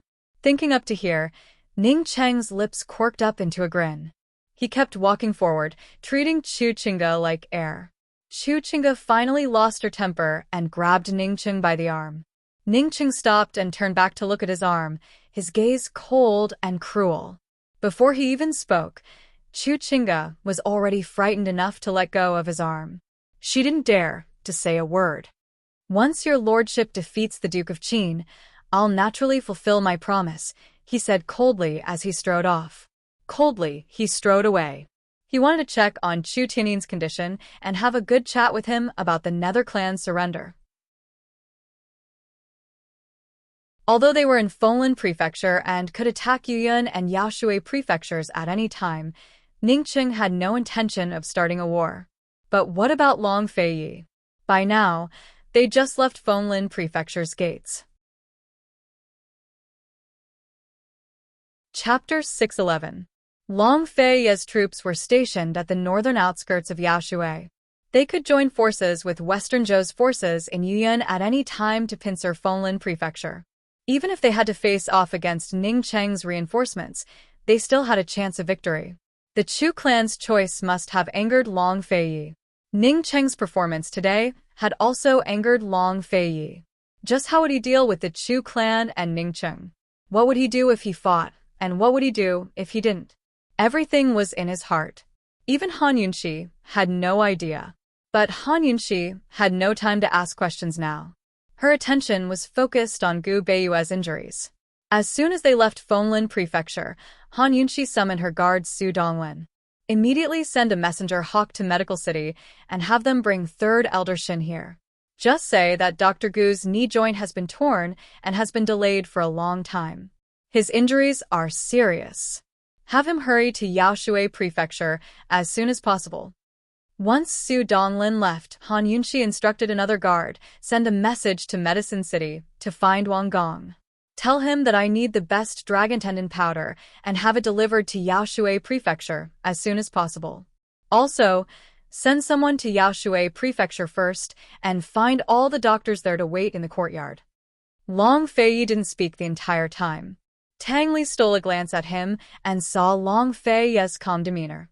Then he glanced at the unconscious Gu Beiyue and couldn't help but sigh with emotion. How could things be so coincidental? If they weren't certain before, then both he and Long Feiyi were now certain that Gu Beiyue was a member of the Shadow Clan. In other words, he was the one who'd been taken away by Chu Yuni at Thousand Buddha Cave that day. The wounds on Gu Beiyue's shoulder and leg were proof. That day, Han Yunxi was busy looking for the wood of 10,000 poisons and didn't notice, but he and Long Feiyi both saw the arrow on the bearded man's shoulder. Although Tang Li had always suspected that Han Yunxi had something to do with the royal family of Western Qin, he didn't dare to think further.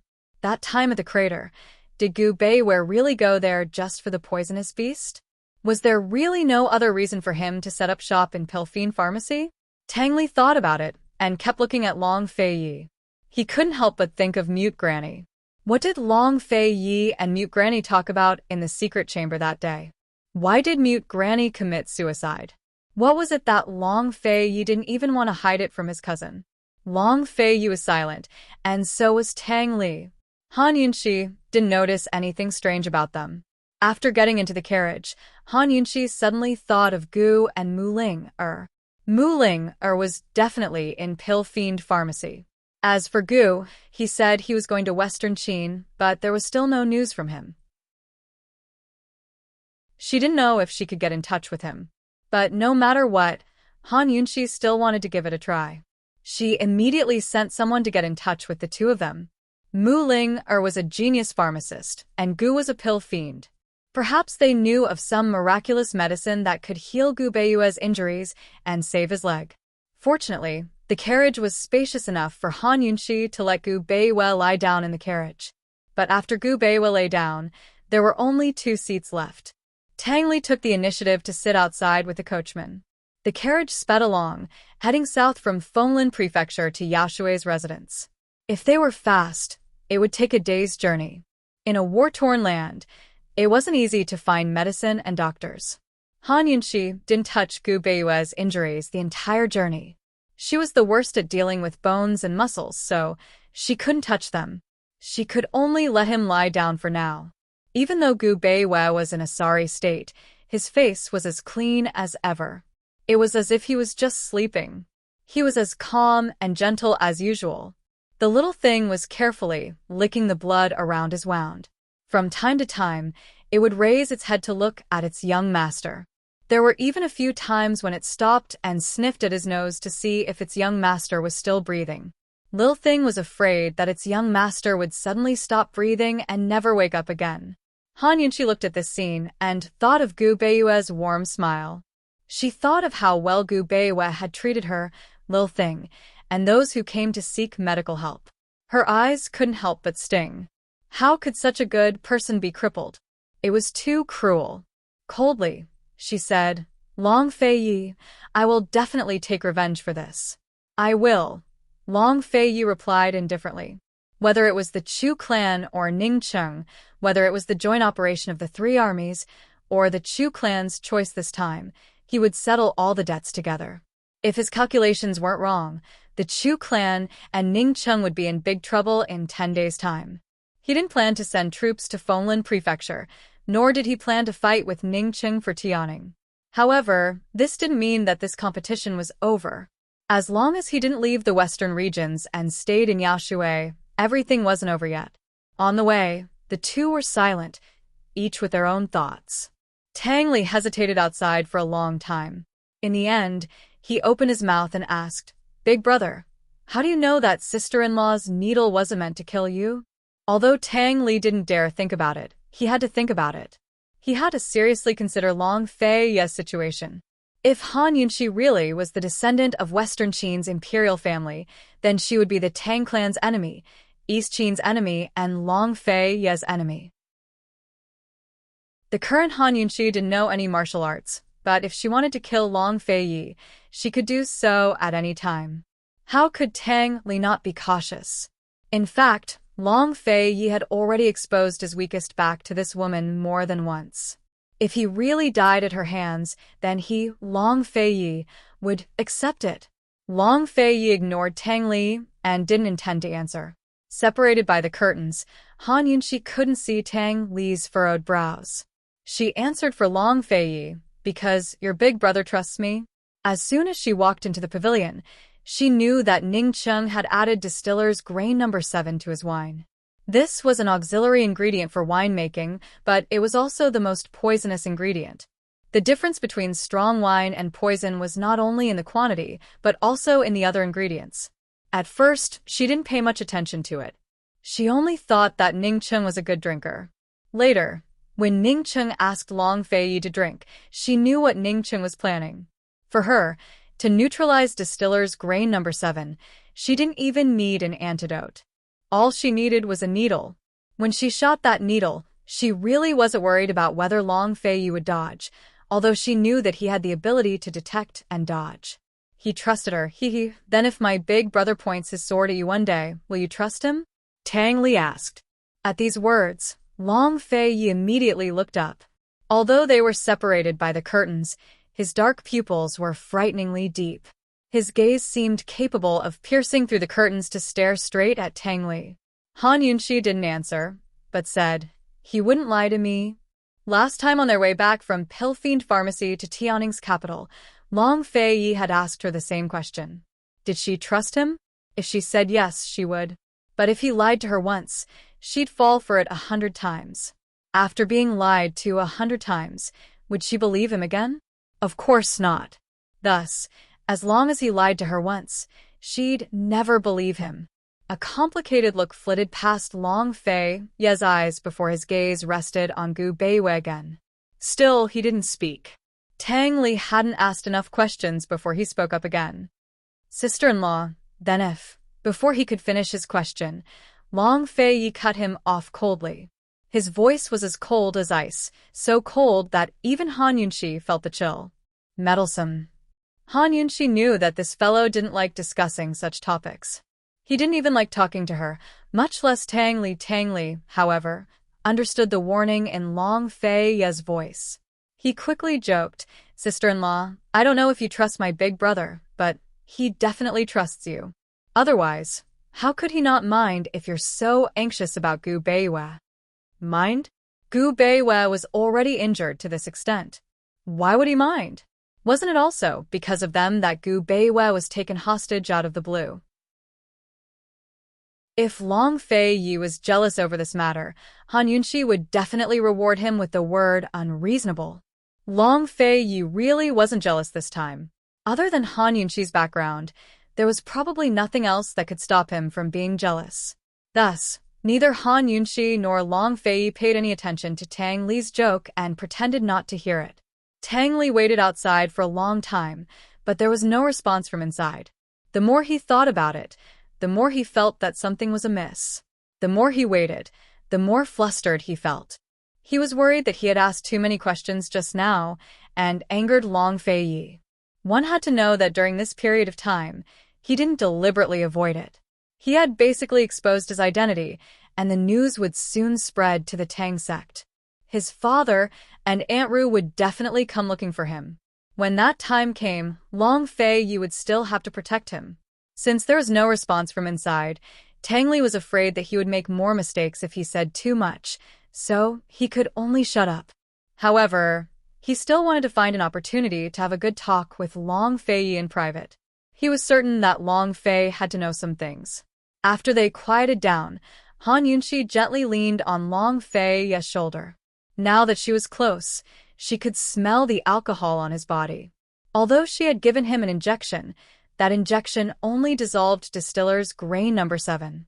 It didn't completely remove the alcohol.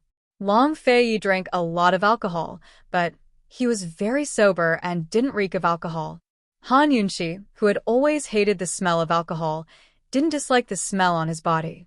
She even deliberately sniffed it. "I didn't know that you could hold your liquor so well." Drinking tea was a habit of being alone, while drinking wine was a mood of two people. Drinking tea was a meditation of the heart, while drinking wine was a wanton indulgence. Long Fei-ye didn't have the time to drink by himself or raise a cup to drown his sorrows. Strictly speaking, he had only drunk to his heart's content with Medicine City's Elder Wang and his master from Celestial Mountain. As for the last time with Gu, it didn't even count as drinking. Long Fei-ye replied to Han Yunxi, "Without this prince present, you're not allowed to touch wine." A few years ago, at Princess Chongping's Yellow Flower Banquet, Han Yunxi had been forced to compete in drinking with men. She had almost fallen into Princess Chongping and Morong Wanru's trap. At the time, he had also been paying attention to her every move, but he hadn't taken her seriously and had only watched coldly from the sidelines. Now that he thought about it, he was actually afraid. Han Yunxi casually replied, "Don't worry, I'm not interested in wine." As they traveled south, Han Yunxi fell asleep in Long Fei-ye's arms at night. Only now did Long Fei-ye reach out a hand towards Gu Beiwe. Seeing this, Lil Thing was on guard. When it saw that Mama Yunxi had fallen asleep, it immediately bared its fangs at Long Fei-ye in warning. Papa Long didn't like the gentleman. It could feel it. Long Fei-ye ignored Lil Thing and kept reaching out. Lil Thing grew anxious and was about to wake Mama Yunxi up when Papa Long took the gentleman's hand and took his pulse. Lil Thing immediately understood what was going on and obediently nestled by the gentleman's side. Papa Long was a martial arts practitioner, so he could tell from his pulse that the gentleman's martial arts had been crippled and that his dantian was clotted with blood. Yes, Long Fei-ye knew that Gu Beiwe's martial arts had been crippled as soon as he took his pulse. It was this pulse that allowed Long Fei-ye to confirm Gu Beiwe's identity once more. He silently withdrew his hand, but it was then that Gu Beiwe slowly opened his eyes. Chapter 612. Gu Beiwe slowly opened his eyes. It didn't seem like he'd just woken up, but more like he was faking it. His eyes were very clear and awake. When he saw Long Fei-ye looking down at him, he wasn't surprised or flustered. It was as if he'd opened his eyes on purpose to look at Long Fei-ye. Long Fei was as expressionless as ever, but his icy gaze took on a meaningful glint. He only looked at her without a word. Lil Thing on the side was stunned. Only now did it realize that the gentleman was faking it. Was it because it was worried? It hadn't realized. Lil Thing didn't care so much. It was fine as long as the gentleman woke up. It was so happy that it wanted to wake Mama Yunshi up, but a single glance from the gentleman stopped it from moving. Perhaps it was because it had been with the gentleman for too long, or perhaps it liked him too much, but Lil Thing could always accurately sense the gentleman's intentions, even if it was just a glance. In Lil Thing's eyes, no one else in this world treated Mama Yunshi better than the gentleman. Even it couldn't compare to him. As for Papa Long on the side, it still needed to observe. The gentleman must have his reasons for hiding things from Mama Yunshi, so it trusted the gentleman. Lil Thing silently returned to the gentleman's side and buried its head in his warm palm. It wanted to express its surprise, but it ended up wetting the gentleman's hand instead. Gu Beiwe could feel the warmth and moisture in his palm. He gave a pitying smile and gently cupped Lil Thing in his arms. Lil Thing snuggled against him, perfectly content. Long Fei Yi glanced at him, his lips curling up in disdain. He still owed Lil Thing a hug, but he'd probably long forgotten about it. He seemed to have long seen through Gu Beiyue's act, but didn't ask anything. He didn't show his emotions, but silently withdrew his hand and averted his gaze. Gu Beiyue wasn't surprised by this, but closed his eyes again. Han Yunshi fell asleep. The two men were silent with tacit understanding. There were some things that couldn't be said in front of Han Yunshi. Long Fei Yi thought so, and so did Gu Beiyue. This was their tacit understanding, the only tacit understanding between them. Back at the Thousand Buddha Cavern, even though Long Fei Yi's group was dressed in black, Gu Beiyue was able to guess that it was them. He also recognized the Long Fei Yi's golden whip. At that time, although Long Fei Yi was busy fighting, he paid a lot of attention to him. Now that he had fallen into Chong Fei Yi's hands and the injuries on his shoulders and legs had been discovered, he knew that there was no way he could escape this time. After a sleepless night, filled with the sounds of carriages, they finally arrived at Long Fei's estate in Yaoshui Prefecture around noon the next day. Su Donglin had already come over in advance to make arrangements. At this time, doctors were gathered in the courtyard.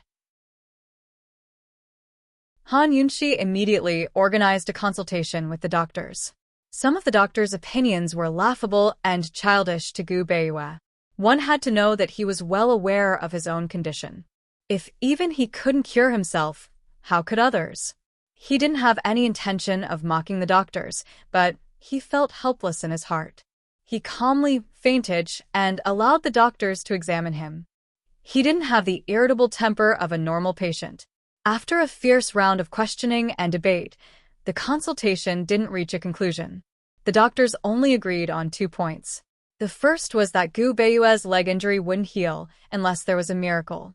They could only do their best to prevent it from worsening. The second point was that Gu Beiyue's body was too weak and couldn't use overly strong medicines. They could only use mild medicines to slowly recover. Han Yunshi saw these 2 points as nonsense. In a fit of anger, she sent all the doctors away. The only thing they could do now was wait for Medicine City's dragon tendon powder. That thing was a good medicine to treat muscles and bones. At the very least, it could prevent the injury from worsening until Third Elder Shin arrived. Fortunately, Medicine City delivered the dragon tendon powder that afternoon.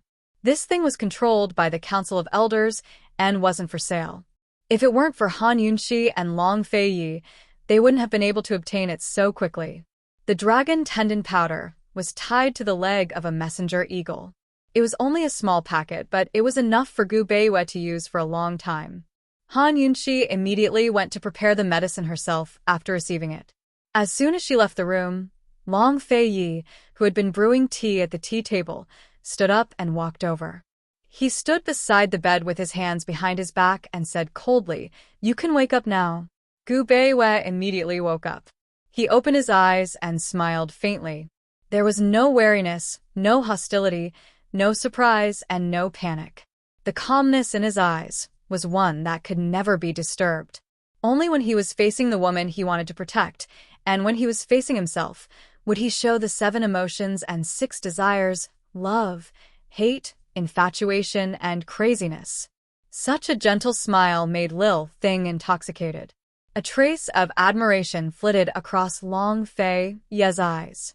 Gu Beiwei was so calm and open-minded. Although he was weak, he was still a man. Coldly, he said, "You should know very well that your legs are crippled." "Yes," Gu Beiwei replied very calmly. "My shadow technique is also crippled." Before Long Fei-ye could question him, he admitted his identity with these 4 words. Long Fei-ye didn't find it strange that he admitted something with such irrefutable evidence. Coldly, he asked again, "Was it you at the Heaven's Pit? The person who saved Han Yunxi from Jun Yixie's hands was also you." Long Fei-ye needed a definite answer, but when Gu Beiwei answered yes, Long Fei-ye finally lost his calm. He coldly asked, "Why? Why did he get close to Han Yunxi in the Heaven's Pit? Why did he protect Han Yunxi?" After entering the Heaven's Pit secret room, Gu Beiwei had clearly disappeared. How did he know that Jun Yixie had kidnapped Han Yunxi? Why did he risk his life to save Han Yunxi? If Gu Beiwei wasn't the Shadow Clan's white-clothed young master, Long Fei-ye would have believed that he only approached Han Yunxi for the poison beast. However, if Gu Beiwei and the Shadow Clan's white-clothed young master were the same person, then all of Gu Beiwei's previous actions were suspicious. Long before going to the Heaven's Pit, he had approached Han Yunxi with a motive. Later, when he set up shop at Pilfine Pharmacy, he had even more ulterior motives. What did Gu Beiwei know? Was Gu Beiwei protecting something? What did Gu Beiwei have to do with the Nether and D clans? Did the Nether and D clans know anything? What did Gu Beiwei want to do? He had known Han Yunxi for so long, but he didn't seem to have done anything. Long Fei-ye considered many things. Calm and rational, he didn't act rashly and alert the enemy. After all, no one in this world knew about Mute Granny. Even Gu didn't know what Mute Granny had told him. He furrowed his brows and waited for Gu Beiwei's answer. Because Gu Beiwei was about to answer when the door was suddenly pushed open. He had no choice but to swallow back the words he was about to say. The person who came in was naturally Han Yunxi. When she saw Long Fei-ye standing by the bed, she quickly understood. Dr. Gu is awake? She rushed over and saw that Gu Beiwei was indeed awake. He was smiling faintly, as if he had just woken up and nothing had happened. He had originally planned to explain everything to Long Fei-ye before waking up, but now he had no choice but to face this woman first. Gu Beiwei was neither humble nor humble. "Esteemed Wang Fei, I can't get off the bed to greet you. My apologies." What are you talking about? Han Yunxi was so anxious that she didn't even ask how Gu Beiwei had been kidnapped. She hurriedly asked, "Your leg injury can still be treated, right? What medicine do you need? I'll send someone to find it immediately." "This is dragon tendon powder. I've already prepared it. Should I apply it normally, or do I need to do some special treatment? Hot compress? Or do you need acupuncture?" Many thanks for esteemed Wang Fei's concern. Gu Beiwei was injured to this extent, but he was still very polite. This one can apply the medicine himself. Han Yunxi had already told Gu Beiwei more than once that he didn't need to be so polite. Every time, Gu Beiwei would nod his head and say ha, but he would continue to be respectful and courteous the next time. Han Yunxi was already too lazy to argue with him about this, so she let him be. "Your shoulder is still injured. How are you going to apply medicine? If you pull on the wound, how many days will it take for your body to heal?" Han Yunxi frowned and seriously asked. She didn't give Gu Beiwei a chance to refute. She sat by the bed and directly ordered, "Don't move." She carefully began to treat the wound. There was nothing more urgent than applying medicine. A trace of helplessness flashed past Gu Beiwei's eyes, but he didn't refuse. Although the wound on his shoulder was penetrated, the inside was basically healed. Only the wound on the front and back was not easy to heal. Just now, a doctor had already treated it and removed the residue of the medicine. It was very simple to use new medicine. As for the wound on his leg, there were also a lot of residue of the medicine. However, it wasn't easy to remove it. This was because the injury was very serious and the wound was very deep. If one wasn't careful, it would hurt Gu Beiyue. This kind of pain was unbearable for ordinary people. Han Yunxi was afraid that Gu Beiyue would be in pain. She was a person who would protect and be biased. As a doctor, she was very clear that there was no wound that didn't hurt. Even if the wound was anesthetized, it would still hurt after the anesthesia. She was also not a good-tempered doctor. She often reprimanded patients who yelled and didn't cooperate because they were afraid of pain. However, when facing some people, she was especially afraid that they would feel pain. Of course, the pain was a small matter. Pulling on the wound was a big matter. The room was silent. Han Yunxi's gaze was focused on Gu Beiyue's wound. She was serious, professional, and strict. Her delicate brows were tightly knitted. She was so serious that no one dared to disturb her. However, Gu Beiyue couldn't help but want to reach out and gently smooth her brows. He wanted to tell her, "It's okay. If you're injured, then so be it. As long as you're alive, I can still protect you." He liked this serious look of hers the most. However, he hated it the most when she looked at his wound like this. No matter how much he disliked it, no matter how much he couldn't hold it in, he had to endure it. Suddenly, a large hand reached out and interrupted Gu Beiyue's thoughts. It was Long Fei Yi. He was standing at the side. His large hand brushed away Han Yunxi's furrowed brows. He wasn't gentle at all and seemed to be a little unhappy. Rest. "I'll do it," he said coldly.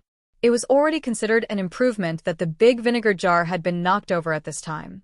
How could he allow Han Yunxi to apply medicine on another man under his nose? Moreover, this man was Gu Beiyue. Han Yunxi's hand stiffened slightly. She said calmly, "This wound is very deep." In other words, she meant that Long Fei Yi wouldn't be able to treat this wound. However, Long Fei Yi insisted. "I've treated wounds even deeper than this. Let me do it." He was domineering. He directly snatched the medicine from Han Yunxi's hand. Han Yunxi knew him too well. Furthermore, she had learned from Gu's mistake. She knew that if she didn't give in, they would probably argue. With Gu Beiyue's usual humility, he should have given in when he saw Long Fei Yi's attitude. However, this time, he remained silent and waited. Would Han Yunxi give in? Chapter 613. Would Han Yunxi yield? Long Fei Yi and Gu Beiyue both looked at Han Yunxi, one keeping silent while the other didn't urge her. Han Yunxi's eyes drooped as her gaze rested on Gu Beiyue's wound. When she was practicing medicine, she hated nothing more than being interrupted. But Long Fei Yi had always been an exception. She didn't hesitate for long. No matter what the reason was, she couldn't delay Gu Beiyue's treatment. She quickly replied to Long Fei Yi, "The wound is very deep. It's different from the ones you've seen before, so you can't treat it. Have Su Donglin hurry and find a doctor to take care of it. I've been tired these past few days and can't concentrate." This counted as both insisting and yielding. It was half and half. Gu Beiyue's eyes flashed with amusement. He knew that with Han Yunxi's skills, the wound would be treated by the time Su Donglin found a doctor. In truth, she was insisting. This woman was always so smart. As expected, she wouldn't disappoint him. As a doctor, even if she was a poison doctor, she still had basic principles. There was no reason to delay a patient's treatment unless she didn't want to save him from the start. Gu Beiyue couldn't help but recall the first time he'd met Han Yunxi. She'd been so resolute, decisive, and outspoken at General Mu's estate. She didn't want to save him, nor did she need a reason to save him. Even now, she did things her own way. She didn't need to explain herself to anyone except Long Fei Yi. Long Fei Yi was her only exception. Wasn't this what he'd been hoping for? In all of Cloud Realm continent, only Long Fei Yi could truly protect this woman. If there came a day when she couldn't keep her status, only Long Fei Yi could fight against the ambitious wolves of the 7 noble families. He had always been rational and never indulged in his own emotions, but this time, seeing Long Fei Yi frown for her made him feel bad. He actually felt reluctant to part with her. Was it because his body was too weak this time, and so was his heart? Abruptly, Long Fei pulled Han Yunxi aside without a word and took over her spot. Han Yunxi suddenly frowned. She was clearly angry. Gu Beiwei came back to his senses in an instant. He was both shocked and anxious. Just as he was about to open his mouth to persuade her, Long Fei Yi nimbly picked up the medicine to clean the wound. His movements were completely unprofessional, but his speed was much faster than Han Yunxi's. In just a few moments, he had cleaned Gu Beiwei's wound of the old medicine residue. However, there was a price to pay, and the price was pain. Gu Beiwei, who had been tormented by countless injuries and illnesses, was in so much pain that he closed his eyes. Blue veins appeared on his forehead. One could imagine how painful it was. But Han Yunxi didn't make a sound, nor did she stop him. She only watched in shock from the side. That was because Long Fei Yi's simple and crude movements hadn't affected the wound at all. Long Fei Yi hadn't lied. He'd treated even deeper and more serious wounds before. He had treated himself before. He had endured injuries that were even more painful than this. As long as he didn't die from the pain, he was fine. After cleaning the wound, Long Fei Yi began to apply medicine. His movements were just as simple and crude, just as fast. His movements were just as unprofessional, but the dragon tendon powder quickly spread deep into the wound. Gu Beiwei was in so much pain that his hands clenched into fists. Blue veins popped out on the backs of his hands. Lil Thing squeaked at the sight, but Long Fei Yi found it too noisy. He brushed it aside and had Lil Thing roll into the bed. Han Yunxi still didn't understand how Long Fei Yi had applied the medicine before he began to bandage the wound. It didn't look good at all, but it was firm and wouldn't loosen. The medicine wouldn't leak out either. Seeing this, Han Yunxi had nothing to be angry about. She asked incredulously, Long Fei Yi, who've you helped bandage before? If he could train someone to this level, he had to have bandaged their wounds multiple times. Had anyone by his side ever been so seriously injured? And multiple times at that? It was impossible that he'd hurt his own shadow guards. This lofty fellow couldn't possibly treat their wounds personally. Tang Li? Chu Shifeng? You don't know him. Long Fei Yi replied offhandedly before heading out the door. Han Yunxi was certain that Gu Beiwei was only in pain and was fine. She quickly chased after him and didn't know whether to laugh or cry when she saw the scene outside. Long Fei Yi was outside washing his hands very carefully. He didn't even treat Gu Beiwei so seriously. He had mysophobia. I don't know him. Is he from the Tang clan? Han Yunxi pressed on. She knew all of Long Fei's subordinates, but hadn't interacted much with the Tang clan. No, he's dead, Long Fei replied coldly, a little impatient. Then how did he get hurt? Han Yunxi was more curious about this.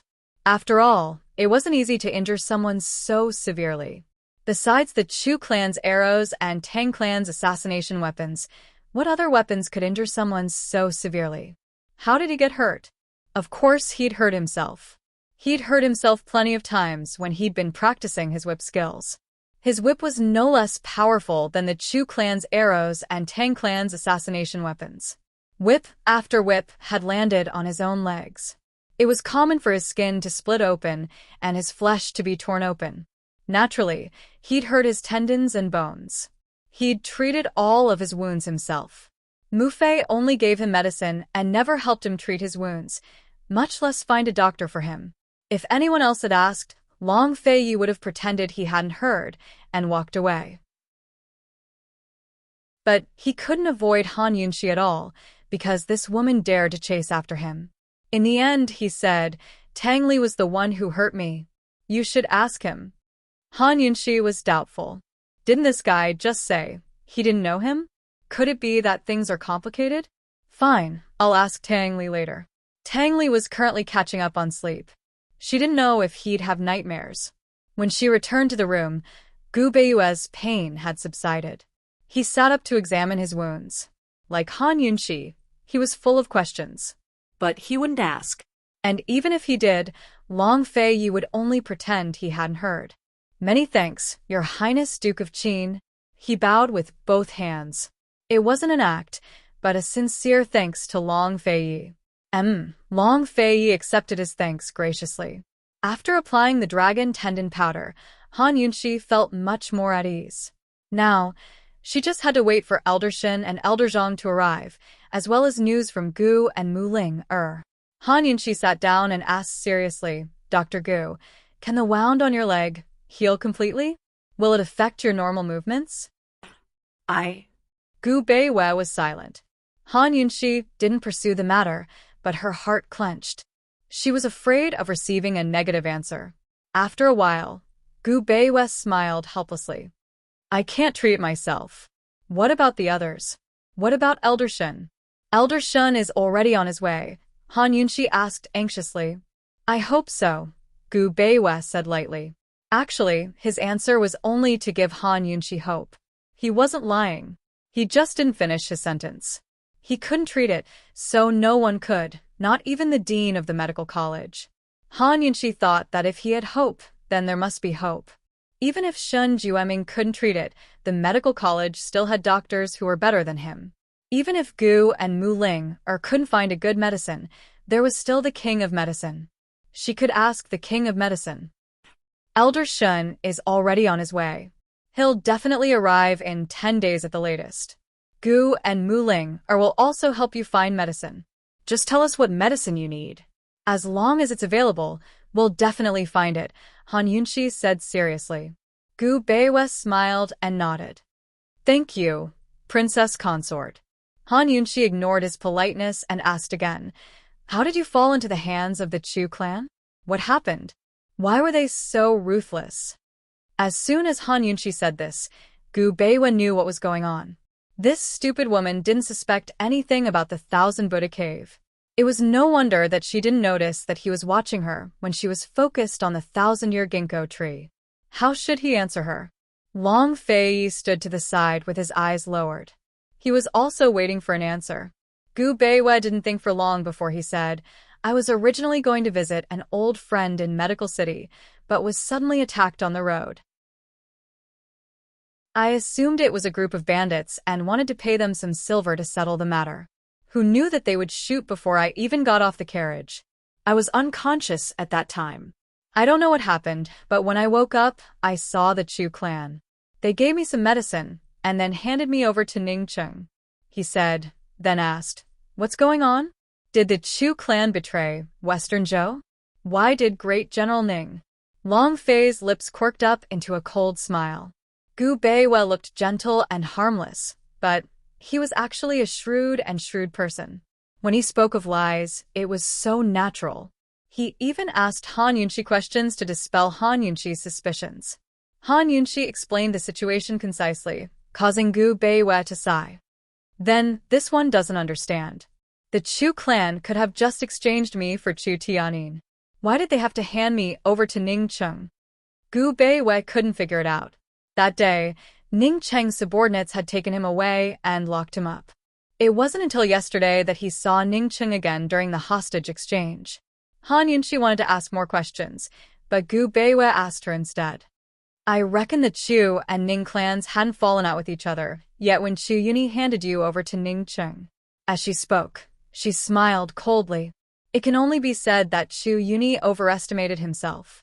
Ning Cheng is the true master of Cloud Realm Trade Consortium, so he must have long wanted to swallow up the Chu clan troops. Han Yunxi didn't explain the Nether and D clans to Gu Beiwei on purpose. After all, he was only a doctor and didn't need to know so much. But Han Yunxi had no idea that the words Cloud Realm Trade Consortium had stirred up huge waves in Gu Beiwei's heart. Gu Beiwei had been trying to find out the whereabouts of the 7 noble families and keep an eye on their movements. The D clan was one of the few he kept an eye on. Naturally, he'd suspected Cloud Realm Trade Consortium, but the surname of the head of the consortium made him hesitate. Moreover, the upper echelons of the consortium were mysterious and difficult to investigate, so he could only keep an eye on them. Esteemed Wang Fei, isn't Cloud Realm Trade Consortium one of the Ouyang clan's businesses? He asked. The Ouyang clan is nothing more than a cover. Ouyang Ming Nua and Ouyang Ming Jing are both surnamed Ning. Ning Chung, Ning Noa, Ning Anjing, and Ning Anjing. Before Han Yunxi could finish, Gu Beiwei understood. Promise, quiet. His heart gave a start. What a Chu Yuni. So he knew the whereabouts of the D clan long ago, but kept it from me. The D clan's Ning family had hidden their identities to amass such wealth and military strength. What were they planning to do?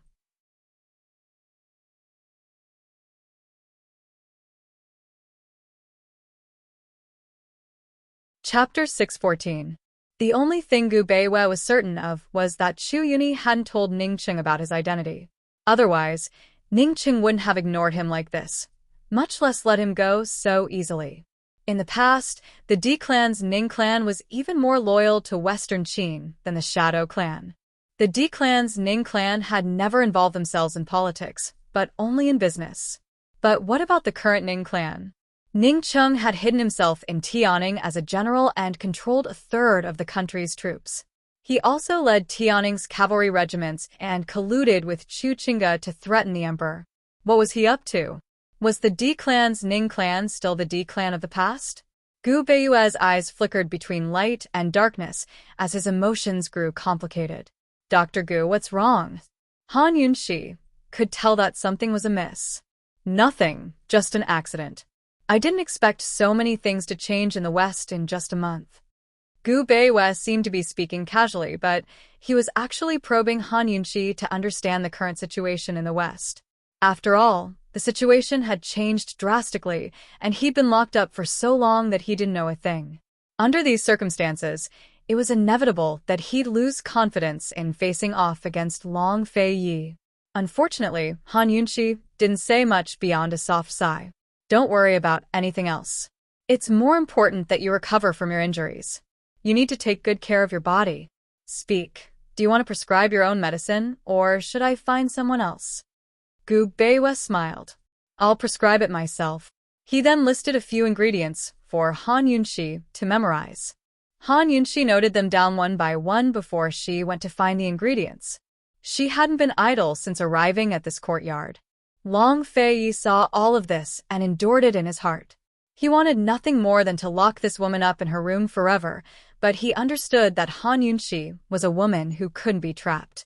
After confirming that Han Yunxi had left, Long Fei Yi immediately returned to Gu Beiwei's room, where Gu Beiwei was waiting for him. Why? Long Fei Yi immediately continued with his previous question. If he hadn't been interrupted by Han Yunxi, Gu Beiwei would have already answered. Many questions can be summed up in one sentence. Why did you deliberately approach Han Yunxi? Gu Beiwei was actually waiting for Han Yunxi to leave so that he could have a good chat with Long Fei Yi.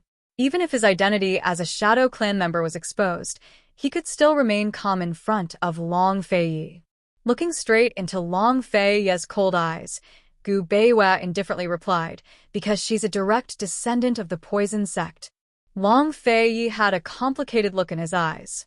Could it be that Gu Beiwei didn't know about Han Yunxi's other identity? Despite his suspicions, he didn't bat an eyelid as he waited for Gu Beiwei to continue. However, Long Fei Yi's calm expression caused great waves in Gu Beiwei's heart. He asked, could it be that Your Highness Duke of Qin already knew about this? When did Long Fei Yi find out about Han Yunxi's identity as a direct descendant of the poison sect? Did Long Fei find out about Han Yunxi's status as the poison sect's heir from the Mu clan? If so, then did he also know about Han Yunxi's identity as a direct descendant of Western Qin's imperial clan? After all, the secret of Western Qin's imperial clan was hidden in Medicine City's Mu clan.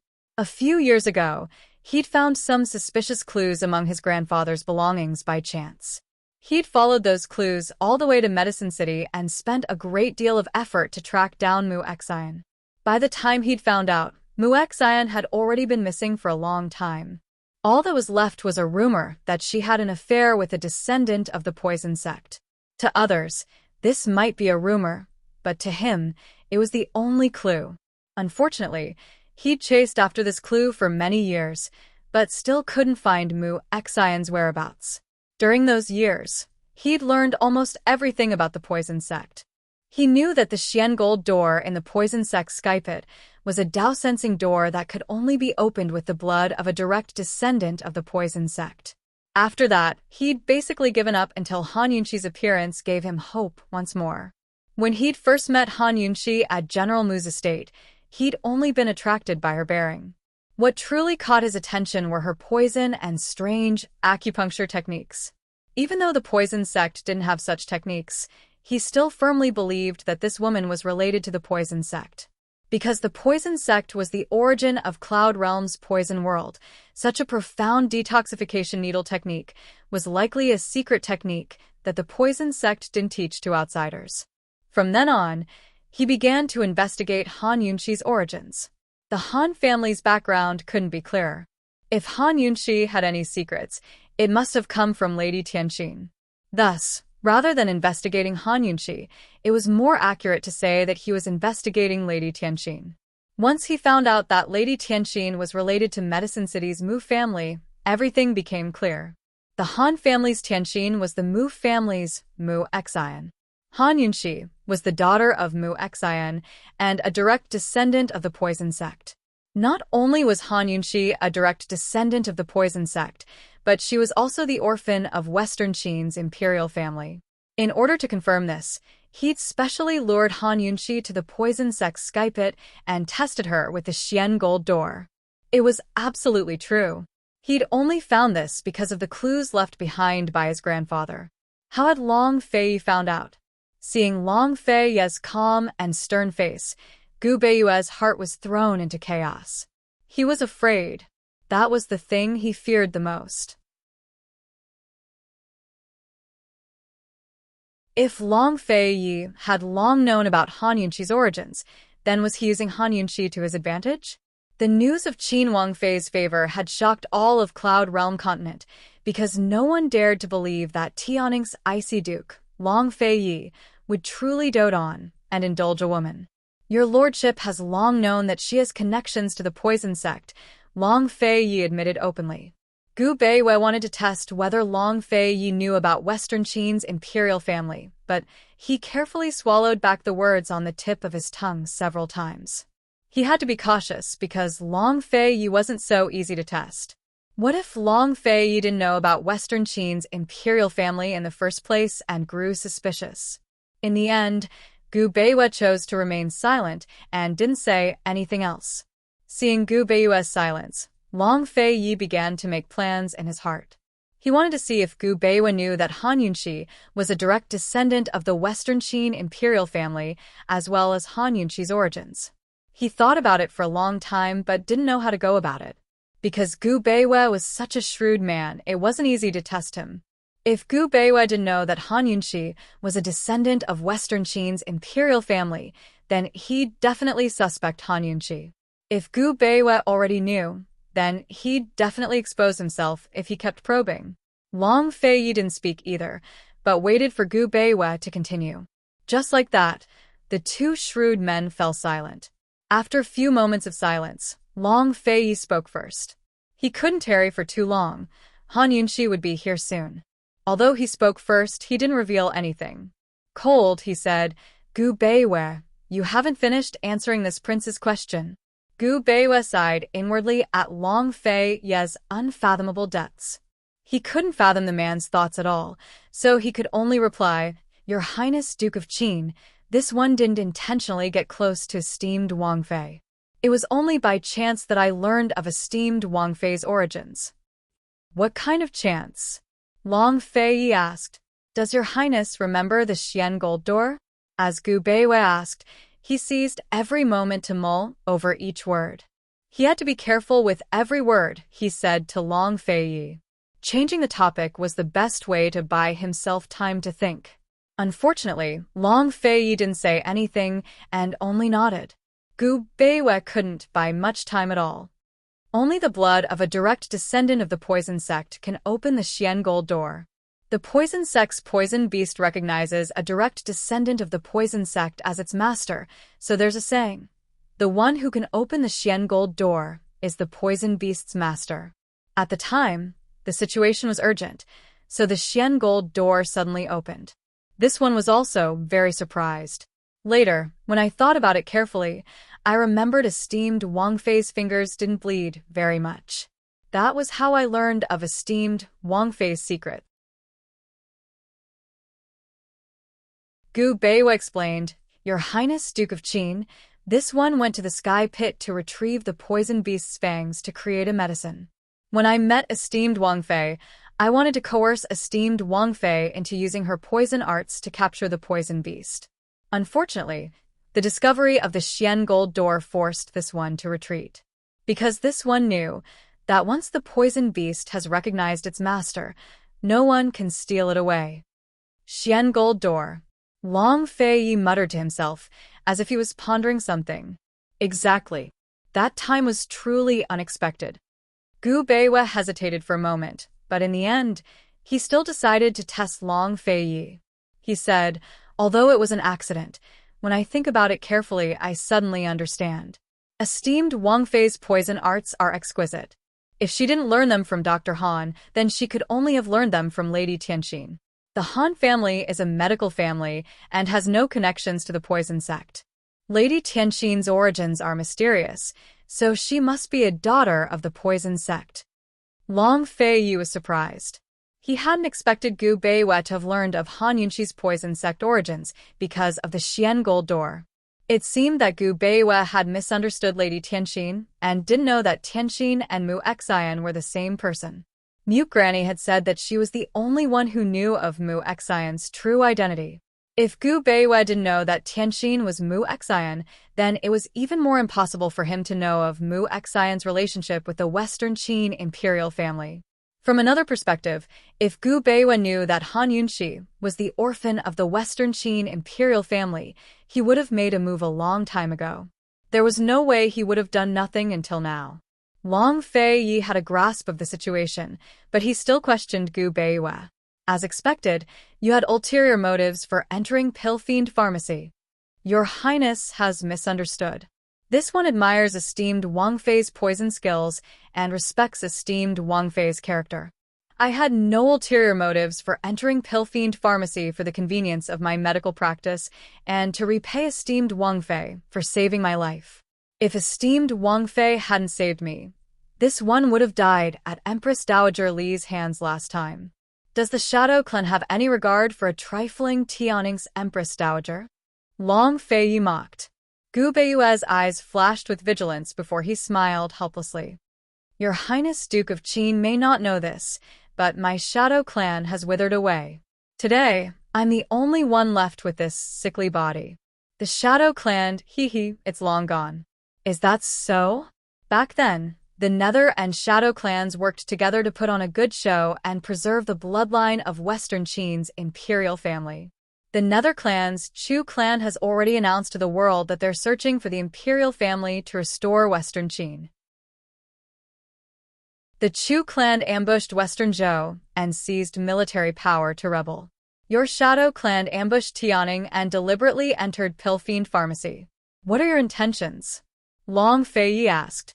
Gu Beiwa furrowed his brows as his heart trembled. He never expected Chu Yuni to reveal everything while he was imprisoned. He deserves to die.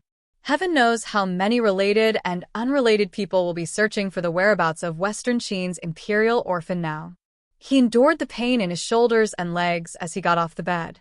His legs couldn't support him, so he could only stand on one leg and lean against the side of the bed. Wang Fei didn't pity him at all. He only stared at him with cold eyes.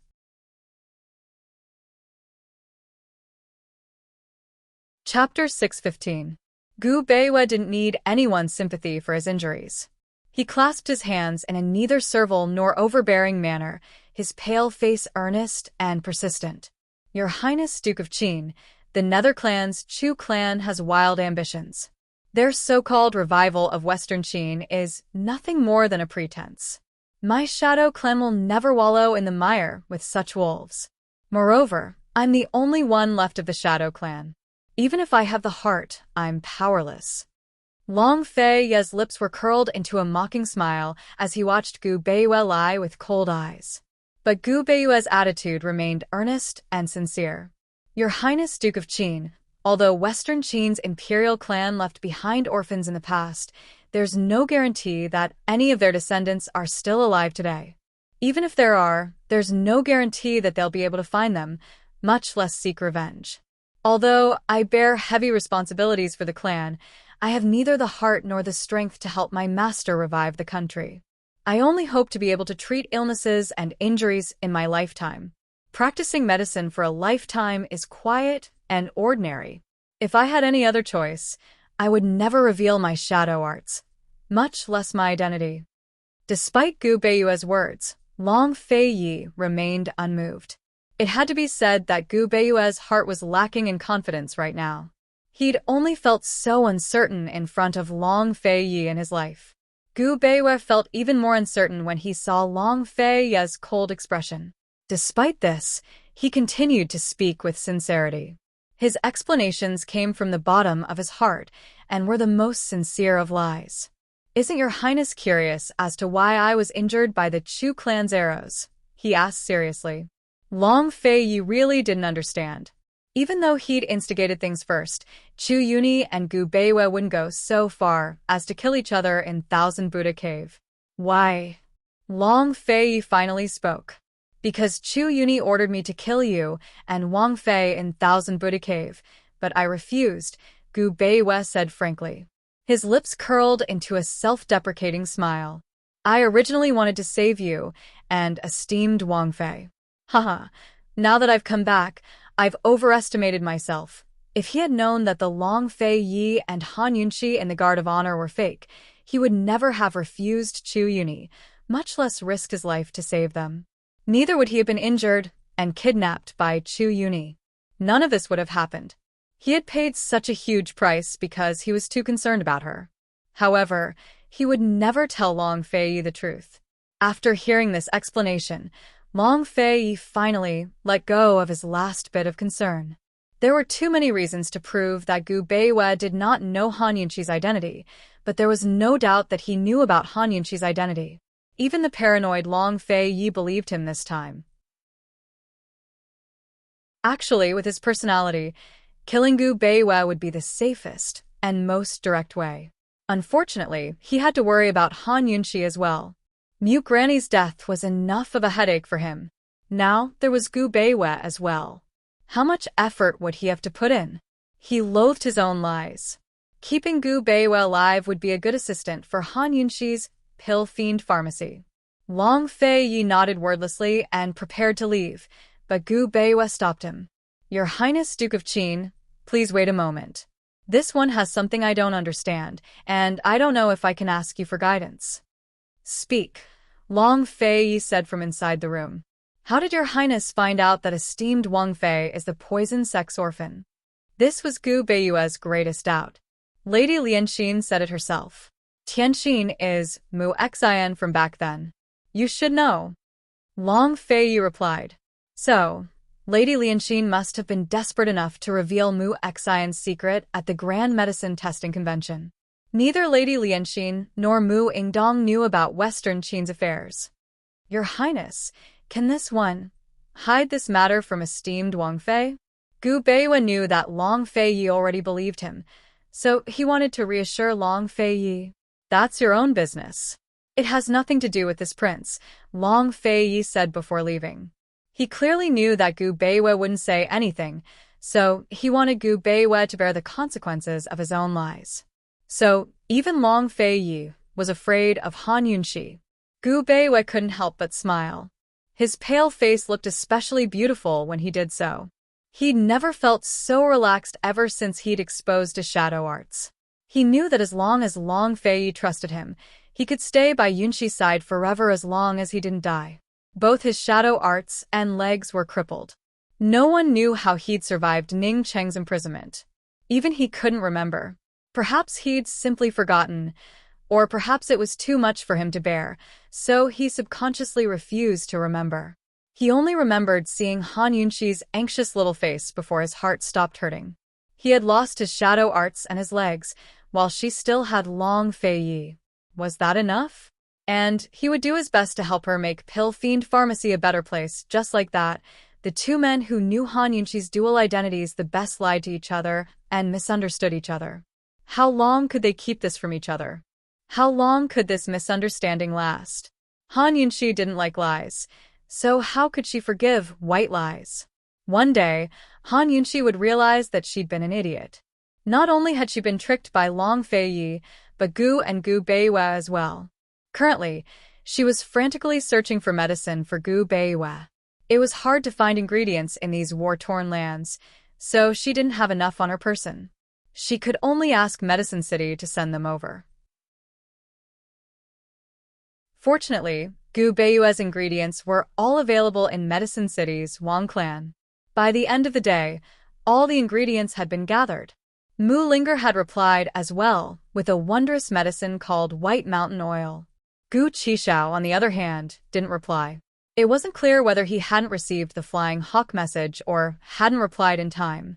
Gu knew more rare ingredients than Mu Linger, and even if he didn't have the ingredient, he could still cultivate some. Han Yunxi ordered the servants to send more letters to urge him. After 10 days of recuperation, Gu Beiyue's complexion looked much better, but his leg injury showed no signs of improvement. Fortunately, the White Mountain Oil that Mu Linger had sent over stopped the injury from worsening. Han Yunxi kept trying to contact Gu while urging Third Elder Shin. Esteemed Wang Fei, don't be anxious about finding the medicine. Third Elder Shin should be here in a few days. Gu Beiyue didn't want her to be anxious. Whenever she was anxious, she would frown. Long Feiyi also didn't like Han Yunxi frowning.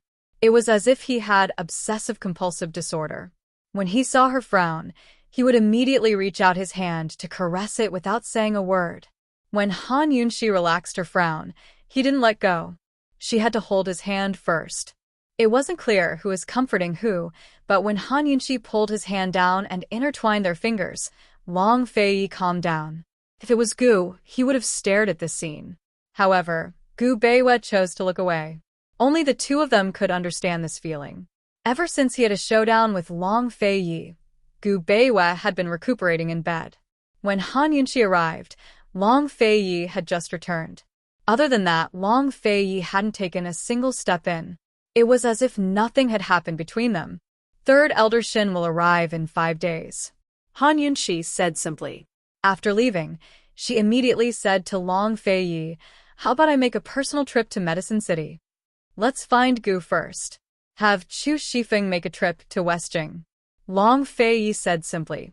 Although Han Yunxi was the king of medicine's disciple, she was only a disciple in name.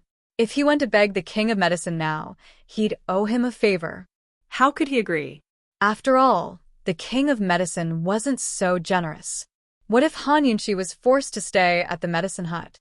Damned Gu. He didn't show up when he should, but when he shouldn't, he couldn't be chased away. When he thought of Gu, Long Feiyi couldn't help but knit his brows. Could something have happened to Old Fiend? Han Yunxi suddenly exclaimed, "He won't die." Long Feiyi's voice was a little loud as he grew impatient. Han Yunxi resentfully shut her mouth. She should be thanking the heavens and earth that Long Feiyi hadn't sent Gu Beiyue back to South Ning Prefecture. That night, Han Yunxi personally cooked a bowl of yam porridge for Long Feiyi and delivered it to his rooms. Long Feiyi was currently opening a pile of secret missives on the table. He glanced at her without a word. Winter nourishment is better than spring nourishment. This is a premium yam sent over from Medicine City. It's good for nourishing the soul, Han Yunxi said in a low voice. The new year passed by unknowingly. Spring had already arrived. Long Feiyi patted his thigh, indicating for Han Yunxi to come over. As soon as Han Yunxi came close, he wrapped his hand around her waist and carried her to sit down. He hugged her from behind and whispered into her ear, "Your punishment is to accompany this prince for 1 night." She was well aware of why he used the word punishment. She could only sigh inwardly at how this guy had another way to get jealous. As for accompanying him for 1 night, there were too many meanings behind those words that she didn't understand and didn't dare to understand. She only replied, "This concubine accepts her punishment." As soon as she said this, he tightened his grip on her hand, as if he was blaming her for doing it despite knowing full well that she was guilty. Her waist hurt, but her heart was filled with sweetness. He nuzzled her ear and lightly pecked it a few times. It seemed as if he was keeping her at arm's length, but in reality, he couldn't bear it any longer. Eat the porridge and go back to sleep. In the end, he released her and chased her away. Although Han Yunxi got up, she didn't leave. She fed him the yam porridge and said, "I'll leave after you finish eating. If you don't, I'll accompany you until dawn." He knew that since he let go of her, he would have to stay up all night to read these letters. Although the war in the West had stopped, the situation was still delicate. Moreover, he still had to prepare to deal with Ningcheng, so he naturally had to be busy. "Are you threatening this prince?" Long Feiyi raised his brows and looked over. "Yes." Han Yunxi also raised her brows and looked over provocatively. The two of them coldly stared at each other for a long time. In the end, neither of them was the first to back down. Instead, they laughed at the same time. "You finally know how to laugh, haha," Han Yunxi said cheerfully. Long Feiyi only grinned. After hearing her words, his large palm covered her face and blocked her view. Han Yunxi pushed his hand away and said seriously, "Eat. I won't leave after you finish eating. I'll accompany you." Long Feiyi's lips curved up again. It was a faint smile, but it was a real one. Han Yunxi carefully flipped through the letters and began to worry about the situation in the West. Over the past few days, the situation in the West had changed quite a bit. The Chu clan had taken Western Zhou's Fenglin prefecture and publicly thrown in their lot with Tianning. Tianning's Empress Chu had accepted the surrender of the Chu clan troops and denounced Western Zhou's Emperor Kongcheng for listening to Empress Shui's slander and persecuting the loyal. Ningcheng moved the troops from Tianning's western borders west to Fenglin Prefecture.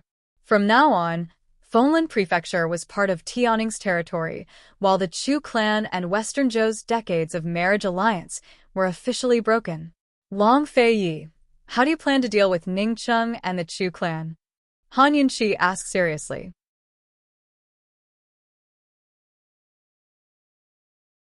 Chapter 616. How would Long Feiyi deal with Ningcheng and the Chu clan? Long Feiyi kept her in suspense. "You'll know in 3 days. 3 days? Han Yunxi couldn't figure it out. "You'll make a move in 3 days? Long Feiyi shook his head as he ate his porridge. Han Yunxi grew even more bewildered. "You're not going to make a move?" Long Feiyi nodded again without a word. "Say something." Han Yunxi sometimes felt gloomy. She could count on her fingers the number of times she'd spoken to this fellow in a day. Long Feiyi finally opened his mouth and said seriously, "This porridge is quite tasty." Han Yunxi didn't know whether to laugh or cry. She knew he was determined not to tell her. This wasn't the first time she'd pondered this question, but she couldn't figure it out even after days. Long Feiyi had been staying in Yaoshui Prefecture all this time, so he must have a plan. But he still hadn't made a move. Although the war had stopped, the situation in Cloud Realm's western regions had changed considerably over the past 2 weeks. Western Zhou's emperor was furious at the Chu clan for being greedy and ungrateful. He denounced Empress Chu for colluding with Ningcheng to commit regicide and usurp the throne. He even expressed goodwill to Long Tianma by acknowledging only Tian and as the rightful heir of Tianning's imperial family and willing to continue their marriage alliance. During the chaos of war, Long Tianma had long expressed goodwill to Western Zhou by attacking Tianning from the east and west. As soon as Emperor Kongcheng expressed his goodwill, he responded by denouncing the Chu clan for committing regicide and usurping the throne. If the Chu clan didn't surrender on their own accord, Tian and would send troops to annihilate them. Naturally, the warning sounded nice. Under these circumstances, Emperor Kongcheng didn't expect Long Tianma to send troops first. Emperor Kongcheng denounced the Chu clan over and over again, demanding that they release Empress Shui. The Chu clan offered to cede territory in exchange for Empress Shui, but Emperor Kongcheng refused. From then on, Empress Shui was imprisoned in the Chu clan barracks. Outsiders thought that this was the idea of the 2 elders of the Chu clan, but in reality, The two elders of the Chu clan had already been imprisoned by Ning Cheng. No one knew whether the one in charge of the Chu clan was Ning Cheng or Chu Tianyin. Emperor Kong Cheng didn't know much about these matters either. Instead, he placed his hopes on Long Feiyi. He hoped that Long Feiyi would send out his troops and join forces with Western Zhou and Tian and to attack Tianning from 3 sides. Unfortunately, Long Feiyi didn't make a move. The South Central troops were also stationed here, but he didn't seem to have any intention of retreating or returning Yaoshui to Western Zhou. Western Zhou's emperor was anxious, but he didn't dare to bring it up himself. All he could do was wait with Long Feiyi. Because the western region was the common border between 4 countries, it was an important military position. It was also because the Duke of Qin didn't involve himself in politics. Thus, all of Cloud Realm continent was paying close attention to his every move. As soon as the Chu clan troops pledged allegiance to Tianning, both the imperial court and the common people were abuzz with discussion. There were 2 main topics of discussion: whether His Highness Duke of Qin would continue to send troops to attack Tianning, and the adulterous affair between Empress Chu and Prince Regent Ningcheng. In the eyes of the common people, there had to be something going on between a man and a woman. Long Feiyi wouldn't say a word, so Han Yunxi could only wait. But 3 days later, a piece of news came that not only shocked Han Yunxi, but all of Tianning. The news was that Empress Shui had been assassinated and killed. On the afternoon of the same day, Emperor Kong Cheng was grief-stricken. He angrily denounced the Chu clan for plotting against him and demanded that they return Empress Shui's corpse. Still, the Chu clan refused. That very night, a disciple of Tianshan Kenzo, Duanmu Yao, denounced the Chu clan and personally led 10 disciples down the mountain. If the Chu clan didn't return the corpse and give her an explanation, then Tianshan Kenzo wouldn't spare a single member of the Chu clan. As soon as Han Yunxi heard the news, she ran to find Long Feiyi. How did Empress Shui die? Emperor Kongcheng and Duanmu Yao had demanded the corpse for 3 reasons. First, they wanted to let Empress Shui rest in peace. Second, they wanted to fight for their dignity. Third, they wanted to conduct an autopsy to see if Empress Shui had been assassinated or tortured to death by the Chu clan. Since Long Feiyi could calculate the time so accurately, Han Yunxi didn't even need to think to know that he had something to do with this matter. What do you think? Long Feiyi sat lazily on the warm couch as he glanced at Han Yunxi. His lips curved in a sinister smile. Han Yunxi understood. So, it was him. It wouldn't be easy to destroy the Chu clan troops and counterattack Ning Cheng's troops, but it wouldn't be difficult for him or one of his experts to sneak into the barracks and kill a hostage. This fellow was truly sinister. Killing Empress Shui was as easy as blowing off dust. He could get someone else to do the dirty work. After all, offending Tianshan Kenzo would make life difficult for both the Chu clan and Ning Cheng. Even if they handed Empress Shui over to Duanmu Yao, with Duanmu Yao's personality, how could she let the matter rest? She couldn't help but look forward to Duanmu Yao's reaction when she found out. What Han Yunxi didn't understand was just how much power Duanmu Yao had on Tianshan Mountain. How could she use Tianshan Mountain's name to denounce the Chu clan troops? How could she escalate a personal grudge into one between 2 major powers? Forcing the Chu clan to hand over the corpse, was this your master's idea? Han Yunxi asked in confusion. I'm not sure either. Even if it wasn't, Duanmu Yao still has the ability to use Tianshan Mountain's power to oppose the Chu clan, Long Feiyi said. Perhaps it was because he hated that woman too much. Even hearing Long Feiyi say the name Duanmu Yao made Han Yunxi uncomfortable. She's quite capable, she said sarcastically. Long Feiyi didn't comment further. He pulled Han Yunxi over and said calmly, Let's stay here. Once the snow melts, I'll take you to Tianshan Mountain, okay? He looked at her. His expression and tone were especially serious. It was rare for him to be this serious. Long Feiyi's serious gaze was mesmerizing. Han Yunxi couldn't refuse. No matter what he said, Han Yunxi couldn't refuse. Soon, he said he wanted to go to Tianshan Mountain. This was something she'd been looking forward to for a long time. All right, she replied loudly. It was now the first month of the lunar year. It would take at least 2 months for all the snow to melt. Han Yunxi thought that she'd definitely be able to heal Gu Beiyue's injuries and send him back to Pill Fiend Pharmacy in 2 months. As for Ning Cheng, she'd just leave him to Duanmu Yao to worry about. If she remembered correctly, Northern Li's troops had recovered well this winter. When summer came, the water and grass would be plump enough to fatten up the horses. Ning Cheng wouldn't be as idle as he was now. Western Zhou had been in chaos for so long that Northern Li had missed many opportunities. Once they recovered, they'd definitely give Ning Cheng a big show of strength. Although Long Feiyu wasn't in control of everything like he used to be, he was still the one who had the last laugh. He was still the fisherman who reaped the benefits. In the coming months, he'd occupy Yaoshui and watch as Western Zhou, Northern Li, and Tianing stirred up again. Even Long Tianma's Tian and would be dragged into the fray. Stupid people went against the flow, while smart people went with the flow. The man in front of Han Yunxi, who didn't say a word and didn't bat an eyelid, was the one who created the situation. With a flip of his hand, he could summon clouds and rain. Han Yunxi thought that she could focus on treating Gu Beiyue in the coming days. Of course, she wouldn't let the Chu clan off so easily. Once Duanmu Yao was done with her work, she didn't mind being the villain who kicked a man when he was down. 2 days later, there was still no news of Gu. Third Elder Shin arrived as scheduled, bringing with him Divine Dr. Luo, a doctor who specialized in muscles and bones. The room was silent.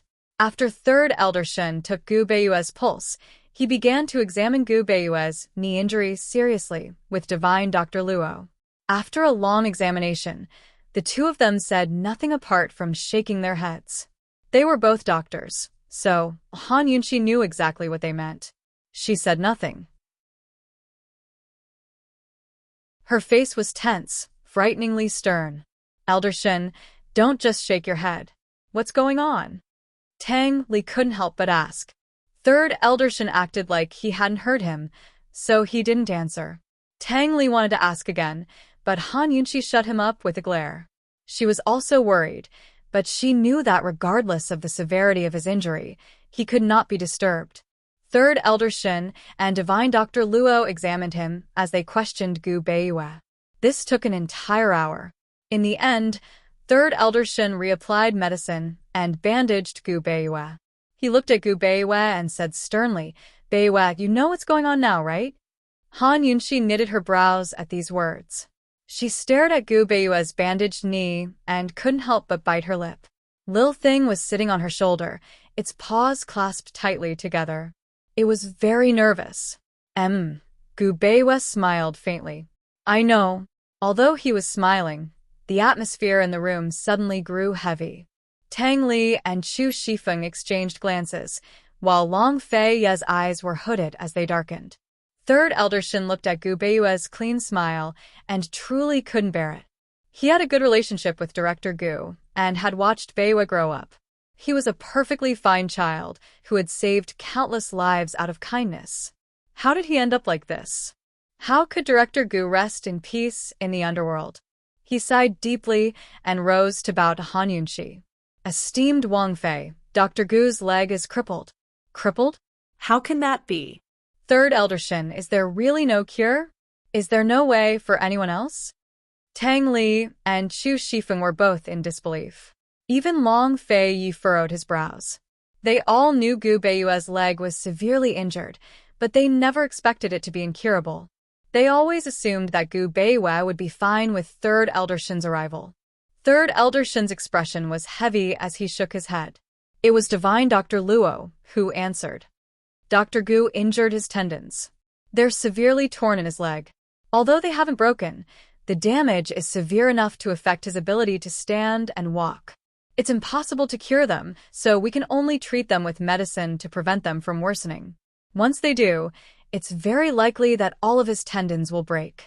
Can't you reconnect his tendons? Han Yunxi finally spoke up. She'd asked Third Elder Shin to come because she wanted to see if he could reconnect Gu Beiyue's tendons. If it was possible, then even a broken tendon could be healed. Although she knew that Cloud Realm Continent's medical facilities were limited, and its medical skills were basically a blank slate, she still held onto a sliver of hope. Broken bones can be reconnected, but broken tendons... Third Eldershin could only shake his head. Broken bones can be reconnected, and broken tendons can be stitched. Han Yunshi said seriously. If a broken bone was reconnected, then bone glue would form within 100 days to heal the wound and restore it to its original state. Broken tendons worked the same way. After a needle and thread was sewn together, the tendons would grow back together within 100 days to heal. This was a simple operation in modern times, but why was it so difficult in ancient times?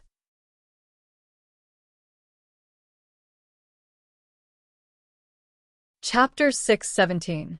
Tendons can be sewn up? Third Elder Shin was still puzzling over it when Gu Beiyue spoke up first. He looked seriously at Han Yunshi. How is that possible?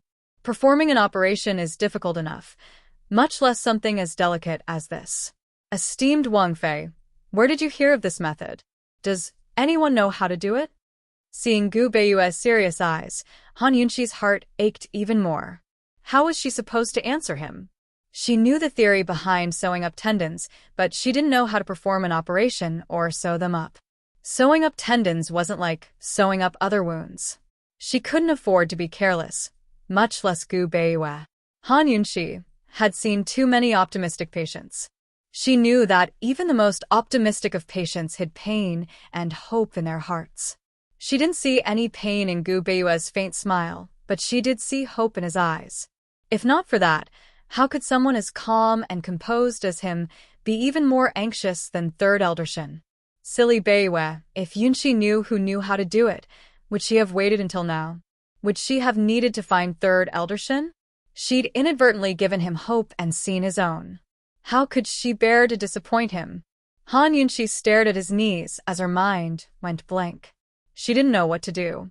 The saddest thing of all was knowing there was hope, but not being able to. But Gu Beiyue quickly understood and comforted Han Yunshi instead. Esteemed Wang Fei, there's no need to waste your energy on this one's behalf. It's already extremely fortunate that this one can keep his life. Forget about sitting, even lying down. As long as this one lives, I can still serve Pill Fiend Pharmacy. After a pause, he added, I only ask that esteemed Wang Fei doesn't dislike this one. Han Yunshi didn't speak, but continued to stare at his legs. Stealing his heart, he pulled the covers over his legs so that she wouldn't be able to see them again. He tried to provoke her on purpose. Esteemed Wang Fei, could it be that you dislike this one? Unexpectedly, Han Yunshi replied loudly, yes. For a moment, the silent crowd became even quieter. Gu Beiyue's heart skipped a beat. He opened his mouth to speak, but nothing came out. She had never felt so flustered before. For the first time in her life, she felt hurt. This princess dislikes you. So before this princess gives up, you're not allowed to give up. Han Yunshi sternly said. Although she did not know how to suture tendons, based on the medical theory of suturing tendons, Gu Beiyue's leg could still be saved as long as she could find a medicine that could tighten the tendons and heal the cracks. There was still no news from Gu. She hadn't asked the king of medicine yet. How could he give up trying just because Third Eldershin said crippled? Esteemed Wang Fei. Gu Beiyue did not know how to explain it. He was not a person who gave up easily, but he had already given up on his leg. He didn't need to wait for Third Eldershin. He had already diagnosed himself, and it couldn't be wrong. But seeing Han Yunshi's stubborn little face, Gu Beiyue suddenly felt a sense of hope. He unconsciously nodded. Esteemed Wang Fei, this one will not give up. These words were no longer comforting her, but rather he was seriously saying them for her to hear. Han Yunshi wanted nothing more than this hope. Since there was hope, she had to hope until the end and persevere until the end. Third Eldershin, I'll have to trouble you to take care of Dr. Gu's wounds for the next few days. Han Yunshi seriously said. Esteemed Wang Fei, please be assured. This old man will definitely do his best. Even if esteemed Wang Fei chased him away, Third Eldershin would not leave. He had seen this woman's miracles, and he was waiting to see how she would turn something rotten into something magical. After Han Yunxi finished speaking, she turned around and walked out. Lung Han ordered, Su Donglin, send a message to the Medicine Ghost Valley. If Gu does not appear in front of this princess in 3 days, this princess will send Mu Linger to the Medicine Ghost Valley. She did not believe that the people of the Medicine Ghost Valley would not be able to find Gu.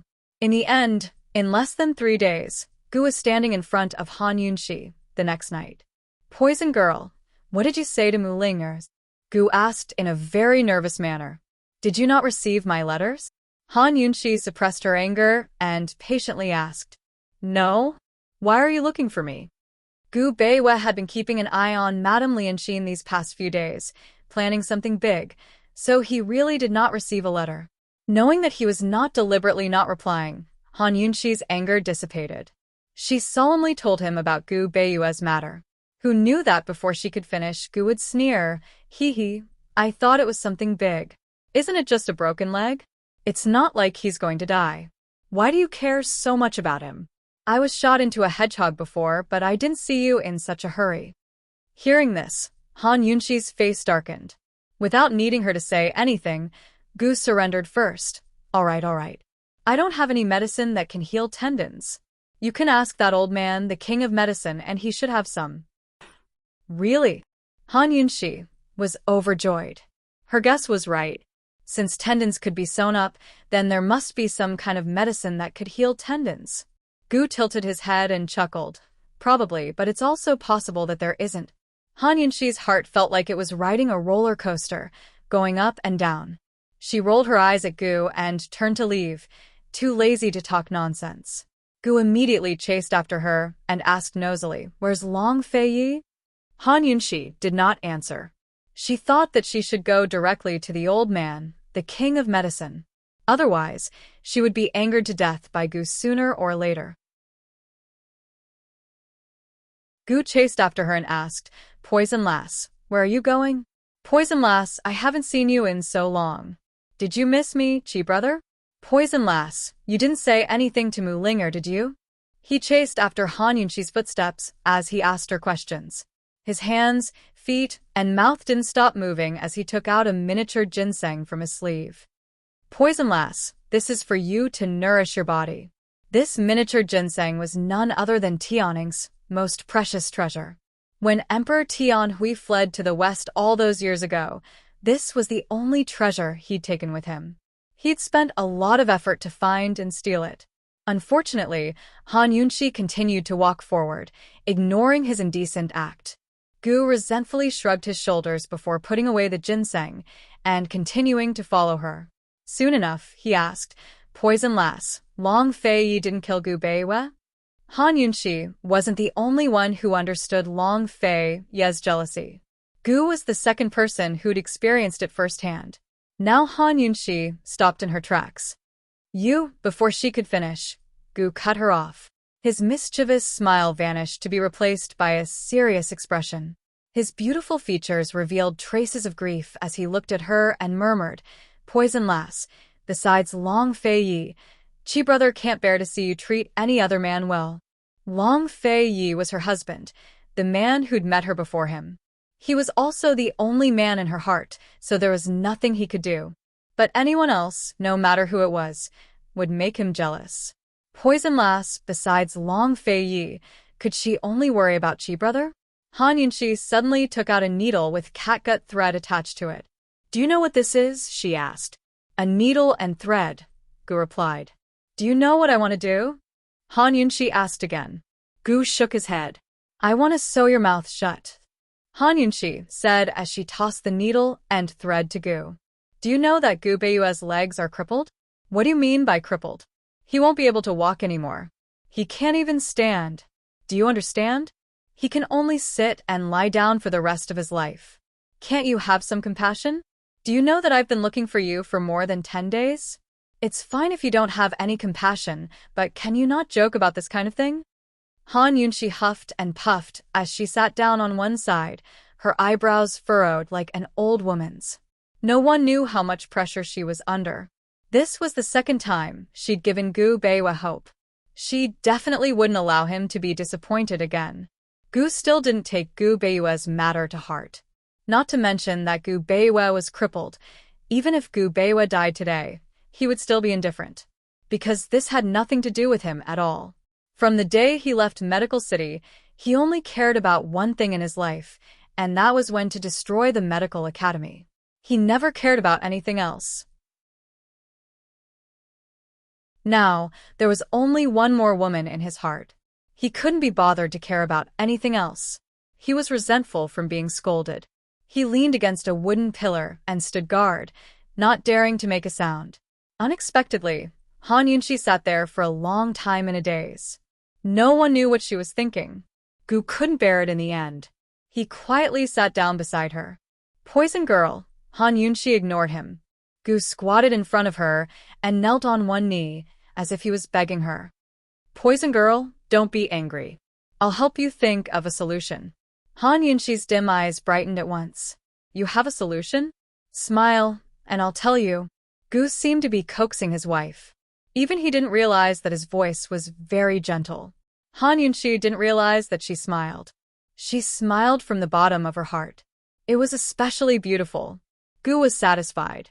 He said seriously, there's a medicine called muscle growth ointment. Even if your tendons are all broken, as long as you apply it continuously for 100 days, you can recover. You have it? Han Yunxi was very excited. I don't, but the old man king of medicine might have it. There's only one in this world. If I remember correctly, it should be in the hands of that old man, the king of medicine, Gu said honestly. Let's go to the king of medicine's valley immediately. Han Yunxi was so excited that she lost her sense of propriety. She bolted to her feet, but Gu pressed her back down. Send a flying hawk to ask first so we don't run for nothing. Han Yunxi nodded her head and thanked Gu before leaving. Gu watched her retreating form and couldn't help but rub his chin. He muttered to himself, Poison girl, Chi brother wants to get hurt too. While Han Yunxi was writing a letter to the king of medicine, Long Fei Yi was in Gu Beiyue's rooms. As soon as Third Elder Shin and Divine Dr. Luo left, Long Fei Yi got straight to the point. Will Chu Yunxi tell Ningqing your identity? He won't. Gu Beiyue was very certain. Why not? Long Fei Yi asked. Just based on what I know of him. Ningqing will definitely kidnap the two elders of the Chu clan to threaten Chu Tianyin. With Chu Tianyin's personality, he won't be willing to submit to Ningqing. Your Highness Duke of Qin, stay calm. Chu Tianyin will come looking for you sooner or later, Gu Beiyue said seriously. And then? Long Fei Yi asked with interest. Gu Beiyue's gentle eyes suddenly flashed with murderous intent. He said, You're tuning in to the Dreamy Chapters YouTube channel. We're so grateful for your support, and don't forget to subscribe to join us on this incredible journey through captivating stories. Your generosity through donations truly makes a world of difference, as it's the primary source of revenue that allows me to expand and enhance this channel for you. Thank you from the bottom of my heart for being a part of this adventure.